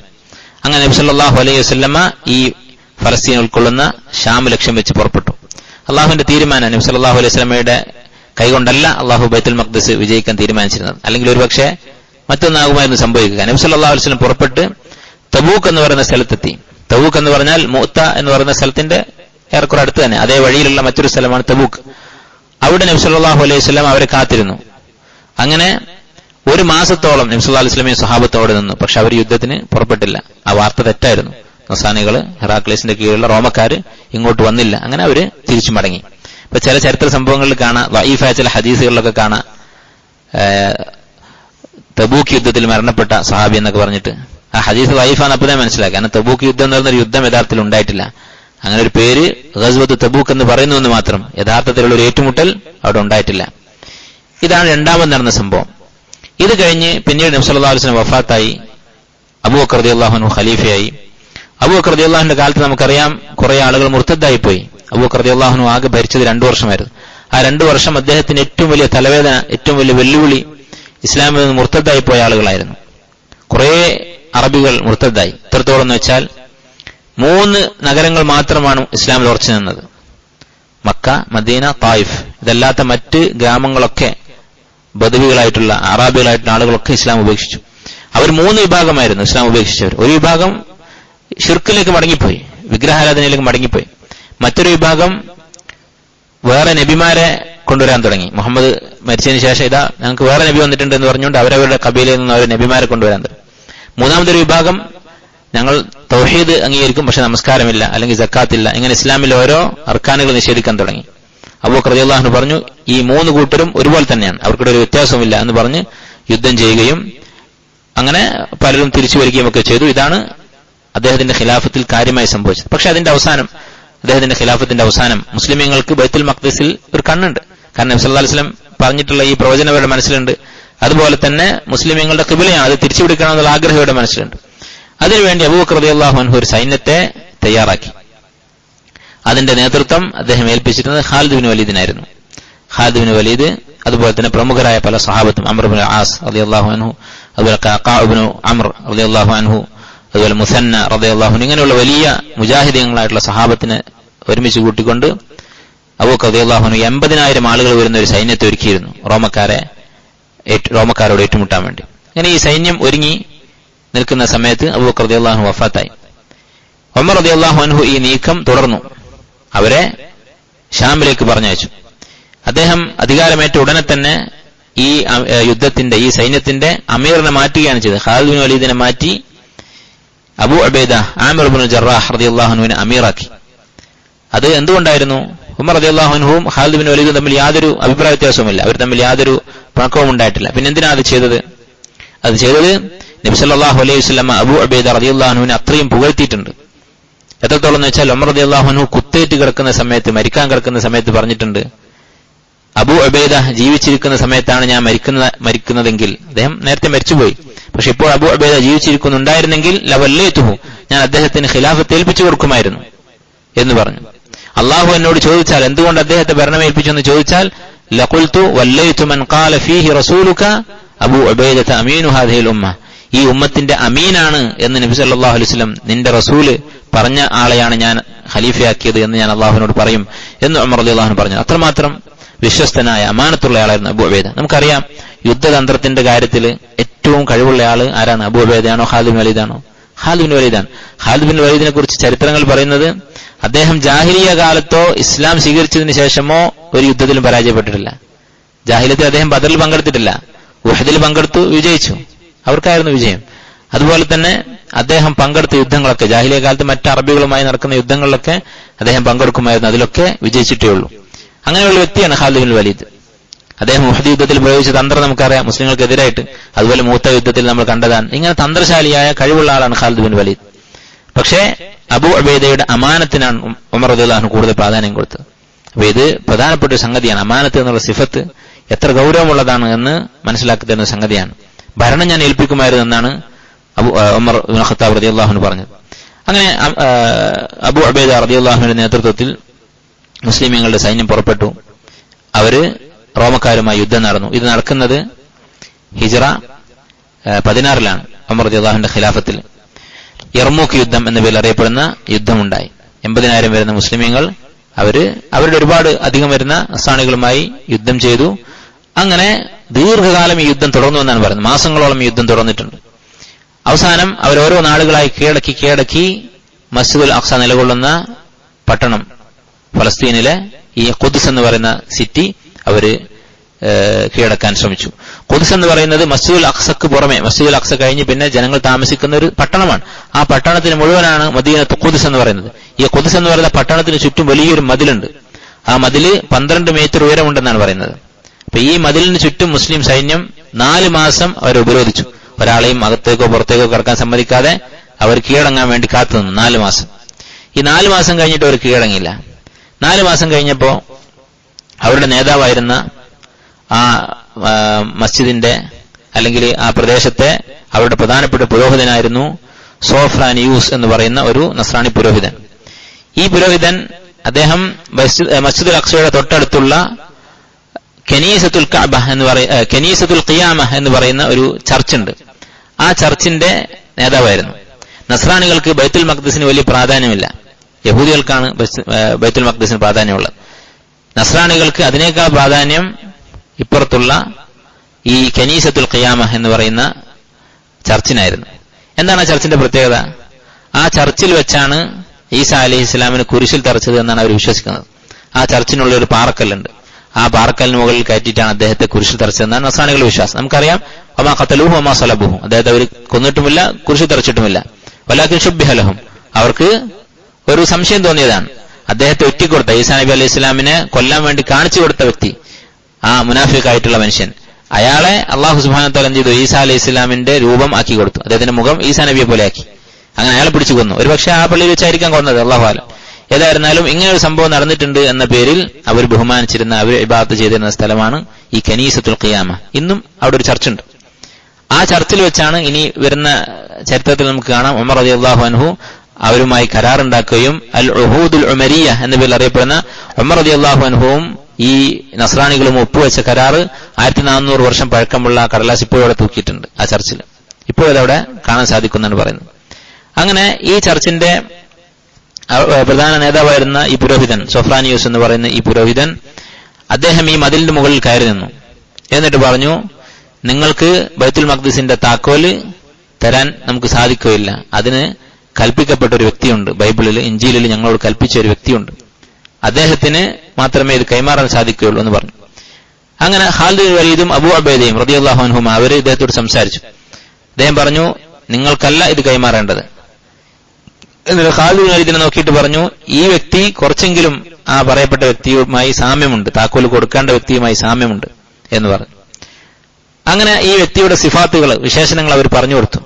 അവര് മുസ്ലിമീങ്ങളുടെ അമീറായിരിക്കും. അപ്പൊ അവർക്ക് മനസ്സിലായത് ഉമർ ഇബ്നു ഖത്താബ് റളിയല്ലാഹു അൻഹു. പിന്നീട് ഉമർ റളിയല്ലാഹു അൻഹു ഇങ്ങോട്ട് വന്നപ്പോ ഉമർ റളിയല്ലാഹു അൻഹുവിന്റെ സുഹൃത്ത്, അദ്ദേഹത്തിന്റെ വസ്ത്രവും മറ്റു രൂപങ്ങളൊക്കെ കണ്ടപ്പോ ആ പുരോഹിതൻ ഉറപ്പായി എന്നാണ് പറയുന്നത്. അങ്ങനെ ഈ പുരോഹിതൻ പറഞ്ഞു, ഇത് ഉമറിനാണ് കൈമാറേണ്ടത്. അങ്ങനെ ഉമർ റളിയല്ലാഹു അൻഹുവിന്റെ അടുത്തേക്ക് ഒരു വിവരം അറിയിച്ചു മദീനയിലേക്ക്. ഉമർ റളിയല്ലാഹു അൻഹു സ്വഹാബത്തിനെ വിളിച്ചുകൂട്ടി, ഷൂറ കൂടി. Usman bin Affan, Ali bin Abi Talib ഇവരൊക്കെ വിളിച്ച് സംസാരിച്ചു. ഉസ്മാൻ റളിയല്ലാഹു അൻഹു പറഞ്ഞത് അങ്ങോട്ട് പോകേണ്ടതില്ല എന്നായിരുന്നു. കാരണം നസ്രാനികൾ അവരെ മര്യാദ പഠിപ്പിക്കണം, അവരാ താക്കോൽ ഇങ്ങോട്ട് കൊണ്ടുവന്ന് തരണം എന്നാണ് ഉസ്മാൻ ബിൻ അഫ്ഫാൻ റളിയല്ലാഹു അൻഹു പറഞ്ഞു. പക്ഷെ അലി റളിയല്ലാഹു അൻഹു പറഞ്ഞു, 4 മാസമായി നമ്മൾ അവരെ ഉപരോധിക്കുന്നു, അവരും പ്രയാസപ്പെടുന്നുണ്ട്, നമ്മുടെ ആളുകളും പ്രയാസപ്പെടുന്നുണ്ട്, അതുകൊണ്ട് അങ്ങോട്ട് പോയി വാങ്ങാമെന്ന് പറഞ്ഞു. അങ്ങനെ ഉമർ റളിയല്ലാഹു അൻഹു ഷാമിലേക്ക് യാത്ര ചെയ്ത് ഈ താക്കോല് ഏറ്റുവാങ്ങി. ആ സമയത്ത് അദ്ദേഹം ഈ സോഫ്രാനിയൂസ് എന്ന് പറയുന്ന പുരോഹിതൻ നേതൃത്വം കൊടുക്കുന്ന ഈ കനീസത്തുൽ ഖിയാമ എന്ന് പറയുന്ന പള്ളിയിൽ ഉമർ റളിയല്ലാഹു അൻഹു പ്രവേശിച്ചു എന്ന് ചരിത്രത്തിൽ കാണാം. അദ്ദേഹം അവരുടെ പള്ളി കാണാൻ വേണ്ടി ഉമർ റളിയല്ലാഹു അൻഹുവിനെ അങ്ങോട്ട് ക്ഷണിക്കുകയും അദ്ദേഹം അവിടെ പ്രവേശിക്കുകയും ചെയ്തു. അങ്ങനെ നമസ്കാരത്തിന്റെ സമയമായപ്പോൾ, അസർ നമസ്കാരത്തിന്റെ സമയമായപ്പോൾ ഉമർ റളിയല്ലാഹു അൻഹു ആ ചർച്ചിൽ വെച്ച് നമസ്കരിച്ചില്ല. അദ്ദേഹം പുറത്തിറങ്ങി ഒരു കല്ല് എറിഞ്ഞാൽ എത്തുന്ന ദൂരം കുറച്ചപ്പുറത്ത് അദ്ദേഹം പോയി നമസ്കരിച്ചു. ഉമർ റളിയല്ലാഹു നമസ്കരിച്ചു. അവിടെ ഇന്ന് ഒരു പള്ളിയുണ്ട്. ഉമർ റളിയല്ലാഹു നമസ്കരിച്ച സ്ഥലത്ത് ഒരു പള്ളി നിൽക്കുന്നുണ്ട്. അങ്ങനെ ഉമർ റളിയല്ലാഹു എന്ത് ചെയ്തു? അന്ന് മസ്ജിദുൽ അഖ്സ വളരെ മോശമായ അവസ്ഥയിലാണ്. നസ്രാണികൾക്ക് അതിന് യാതൊരു പ്രാധാന്യമില്ല. അവർ മാലിന്യങ്ങൾ വലിച്ചെറിയുന്ന സ്ഥലമായിരുന്നു മസ്ജിദുൽ അഖ്സ. അവർക്ക് വലുത് ഈ കനീസയായിരുന്നു. അങ്ങനെ മസ്ജിദുൽ അഖ്സയിൽ അവര് പഴയ സാധനങ്ങളും മാലിന്യങ്ങളും ഒക്കെ വലിച്ചെറിയുന്ന സ്ഥലമായിരുന്നു. അത് സഹാബത്ത് വൃത്തിയാക്കി ഇബാദത്തിന് പറ്റുന്ന രൂപത്തിലാക്കി മരം കൊണ്ട് അവർ പള്ളി ഉണ്ടാക്കി. ഉമർ റളിയല്ലാഹു അൻഹു 1000 ആളുകൾക്ക് നമസ്കരിക്കാൻ സാധിക്കുന്ന രൂപത്തിൽ അത്രയും വിശാലതയുള്ള ഒരു പള്ളി അവിടെ ഉണ്ടാക്കി. അവിടെ വെച്ച് അദ്ദേഹം നമസ്കരിച്ചു, സഹാബത്ത് നമസ്കരിച്ചു. ഇതാണ് ഫത്ഹു ബൈത്തുൽ മഖ്ദിസ്, ബൈത്തുൽ മഖ്ദിസ് കീഴടക്കിയ സംഭവം. അതിനുശേഷം പിന്നീട് സഹാബത്ത് മസ്ജിദുൽ അഖ്സ പുതുക്കി പണിതു. മുആവിയ റളിയല്ലാഹു അൻഹുവിന്റെ ഭരണകാലത്ത് അദ്ദേഹം 5000-ഓളം ആളുകൾക്ക് നമസ്കരിക്കാൻ പറ്റുന്ന രൂപത്തിൽ വിശാലമാക്കി. പിന്നീട് വന്ന ഭരണാധികാരികൾ, പിന്നീട് വന്ന ഉമവി ഖലീഫമാരാണ്. യസീദ് റളിയല്ലാഹു അൻഹു അദ്ദേഹത്തിന് ശേഷം ഉണ്ടായ ഉമവി ഖലീഫമാര്. അവരുടെ കാലത്താണ് മസ്ജിദുൽ അഖ്സ ഏറ്റവും കൂടുതൽ വികസിപ്പിച്ചത്. അബ്ദുൽ മലിക് ബിൻ മർവാൻ എന്ന് പറയുന്ന ഉമവി ഖലീഫ താബിഈങ്ങളുടെ കാലത്തുണ്ടായിരുന്ന ഭരണാധികാരിയാണ്. അദ്ദേഹമാണ് മസ്ജിദുൽ അഖ്സയുടെ പല നിർമ്മാണ പ്രവൃത്തികൾ നടത്തിയത്. ഇന്ന് കാണുന്ന ഈ ഖുബ്ബത്തു സഖറ എന്ന് പറയുന്ന സ്വർണ്ണ നിറമുള്ള ആ ഖുബ്ബ, അത് വളരെ മനോഹരമായ ഒരു നിർമ്മാണമാണ്. ഇസ്ലാമിന്റെ ചരിത്രത്തിൽ ഇസ്ലാമിക് ആർക്കിടെക്ചറിന്റെ, ലോകത്ത് തന്നെ ആർക്കിടെക്ചറിന്റെ ഏറ്റവും വലിയ ഒരു കൗതുകമായി അത്ഭുതമായി അറിയപ്പെടുന്ന കെട്ടിടമാണ് ഈ ഖുബ്ബത്തു സഖറ. 8 വശങ്ങളുള്ള ഒരു കെട്ടിടമാണ്, 8 മുഖങ്ങളുള്ള ഒരു കെട്ടിടം. സാധാരണ നമ്മുടെ കെട്ടിടത്തിന് 4 വശങ്ങളാണ് ഉണ്ടാവുക, അതിന് 8 വശങ്ങളുണ്ട്. അതിന് മുകളിലാണ് ഈ ഖുബ്ബ സ്ഥാപിച്ചിട്ടുള്ളത്. അതിന്റെ ഉള്ളിൽ പള്ളിയാണ്, അതിന്റെ ഉള്ളിൽ നമസ്കരിക്കാം. അങ്ങനെയാണ് ആ മസ്ജിദ് ഉണ്ടാക്കിയിട്ടുള്ളത്. അതുണ്ടാക്കിയത് അബ്ദുൽ മലിക് ബിൻ മർവാന്റെ കൽപ്പന പ്രകാരം റജാ ഇബ്നു ഹൈവ എന്ന ഒരു താബിഈയാണ്. അദ്ദേഹം അമീറായിരുന്നു, അതുപോലെ തന്നെ ഒരു എഞ്ചിനീയർ ആയിരുന്നു. അദ്ദേഹത്തിന്റെ നേതൃത്വത്തിലാണ്, അദ്ദേഹത്തിന്റെ പ്ലാൻ അനുസരിച്ചാണ് ഈ റജാ ഇബ്നു ഹൈവയുടെയും അതുപോലെ യസീദ് ഇബ്നു സലാം എന്ന് പറയുന്ന അബ്ദുൽ മലിക് ബിൻ മർവാന്റെ അടിമയായ വ്യക്തി, ആലോചിച്ച് നോക്കുക, അന്നത്തെ മുസ്ലിമീങ്ങളുടെ അറിവ്, അവർ ഭൗതികമായ കാര്യങ്ങൾ അറിവുള്ള ആളായിരുന്നു. ഈ റജാ ഇബ്നു ഹൈവ താബിഈയാണ്. അതുപോലെ യസീദ് ഇബ്നു സലാം എന്ന് പറയുന്നതും അക്കാലത്ത് ജീവിച്ചിരുന്ന ഒരു വ്യക്തിയാണ്. അദ്ദേഹം, ഈ 2 വ്യക്തികളും കൂടിയിട്ടാണ് 6 വർഷം അധ്വാനിച്ചുകൊണ്ട് ഈ കെട്ടിടം ഉണ്ടാക്കിയത്, ഖുബ്ബത്തു സഖറ എന്ന് പറയുന്ന ഈ കെട്ടിടം ഉണ്ടാക്കിയത്. പിന്നീട് വന്ന ഭരണാധികാരികൾ, മുസ്ലിം ഭരണാധികാരികൾ പലരും മസ്ജിദുൽ അഖ്സ വികസിപ്പിച്ചിട്ടുണ്ട്, പുതുക്കി പണിതിട്ടുണ്ട്. അങ്ങനെ ഏറ്റവും അവസാനം അത് ഈ വിശാലതയോടുകൂടി 1.5 ലക്ഷം ചതുരശ്ര മീറ്റർ സ്ഥലം, അത്രയും സ്ഥലം പരിശുദ്ധമായ സ്ഥലമാണ്. അല്ലാഹു സുബ്ഹാനഹു വ തആല ഈ 250 ഇരട്ടി പ്രതിഫലം കൊടുക്കും എന്ന് വാഗ്ദാനം ചെയ്യപ്പെട്ട സ്ഥലം തന്നെയാണ്. പക്ഷെ അതിനകത്ത് പല പരിഷ്കരണങ്ങളും പല വികസനങ്ങളും പിന്നീടുള്ള ഭരണാധികാരികൾ വരുത്തിയിട്ടുണ്ട്. ഇത്രയും സംഭവങ്ങളാണ് സഹാബത്തിന്റെ കാലത്ത് നടന്നിട്ടുള്ളത്, അല്ലെങ്കിൽ താബിഈങ്ങളുടെ കാലത്ത് നടന്നിട്ടുള്ളത്. അതിനുശേഷം പിന്നീടുണ്ടായ സംഭവങ്ങൾ, പിന്നീട് മസ്ജിദുൽ അഖ്സ നസ്രാണികൾ കീഴടക്കുകയും അതുപോലെ തന്നെ നമസ്കാരം തടയുകയും ഒക്കെ ചെയ്ത സംഭവങ്ങളുണ്ട്. അത് ഇൻഷാ അല്ലാഹ് അടുത്ത ദിവസം നമുക്ക് പറയാം. ഇപ്പോൾ നടന്നുകൊണ്ടിരിക്കുന്ന സംഭവങ്ങളെക്കാളും ക്രൂരമായ സംഭവങ്ങൾ മുമ്പ് നടന്നുപോയിട്ടുണ്ട്. ഇപ്പൊ നമുക്കറിയാം, അവിടെ നമസ്കാരവും ബാങ്കും ജമാഅത്തും ഒക്കെ നടക്കുന്നുണ്ട്. 90 വർഷക്കാലം അവിടെ ബാങ്ക് കൊടുത്തിട്ടില്ല. അങ്ങനെയുള്ള സംഭവം കഴിഞ്ഞു പോയിട്ടുണ്ട്. 90 വർഷക്കാലം നമസ്കാരവും അദാനും ഒന്നും ഇല്ലാതായിട്ടുണ്ട്. പിന്നീട് അൽഹംദുലില്ലാഹ് അള്ളാഹുവിന്റെ ഫദ്ല് കൊണ്ട് അത് തിരിച്ച് ഇസ്ലാമിന്റെ കയ്യിൽ വന്നിട്ടുണ്ട്. അതുകൊണ്ട് തന്നെ നമുക്ക് പ്രതീക്ഷയുണ്ട്. അന്ന് എത്രമാത്രം ആ മസ്ജിദിനെ അവർ മലിനമാക്കിയോ, ഉമർ റളിയല്ലാഹു അൻഹു കീഴടക്കുന്ന സമയത്ത് അവരൊരു മാലിന്യ കുമ്പരമാക്കിയിരുന്നു. അതിനുശേഷം 90 വർഷം നമസ്കാരമില്ലാതെ ആയിട്ടുണ്ട്. അതിനൊക്കെ ശേഷം അല്ലാഹു തആല വീണ്ടും മുസ്ലിമുകൾക്ക് വിജയം നൽകിയിട്ടുണ്ട്. അതിനെക്കുറിച്ച് ഇൻഷാ അല്ലാഹ് എപ്പോഴാണിത് വീണ്ടും നസ്രാനികളുടെ കയ്യിൽ എത്തിയത്, എങ്ങനെയാണ് തിരിച്ചു വന്നത്, അത് പരാജയപ്പെടാൻ മസ്ജിദുൽ അഖ്സ അവരുടെ കയ്യിൽ പെട്ടുപോകാനുള്ള കാരണങ്ങൾ എന്തായിരുന്നു, അതെല്ലാം ഇൻഷാ അല്ലാഹ് അടുത്ത ദിവസം നമുക്ക് മനസ്സിലാക്കാം. അല്ലാഹു സുബ്ഹാനഹു വ തആല അവിടെ മസ്ജിദുൽ അഖ്സയിൽ മർദ്ദിക്കപ്പെടുന്ന, പീഡിപ്പിക്കപ്പെടുന്ന നമ്മുടെ സഹോദരങ്ങൾക്ക് ആശ്വാസം നൽകട്ടെ. നമുക്കെല്ലാവർക്കും, എല്ലാ മുസ്ലിമീങ്ങൾക്കും സന്ദർശിക്കാനും നമസ്കരിക്കാനും ഒക്കെ പറ്റുന്ന രൂപത്തിൽ ആ മസ്ജിദിനെ അല്ലാഹു തആല മുസ്ലിമീങ്ങൾക്ക് തിരിച്ചു നൽകി അനുഗ്രഹിക്കുമാറാകട്ടെ. اللهم أعز الإسلام والمسلمين وأذل الشرك والمشركين. اللهم ربنا آتنا في الدنيا حسنة وفي الآخرة حسنة وقنا عذاب النار. سبحانك وبحمدك أشهد أن لا إله إلا أنت أستغفرك.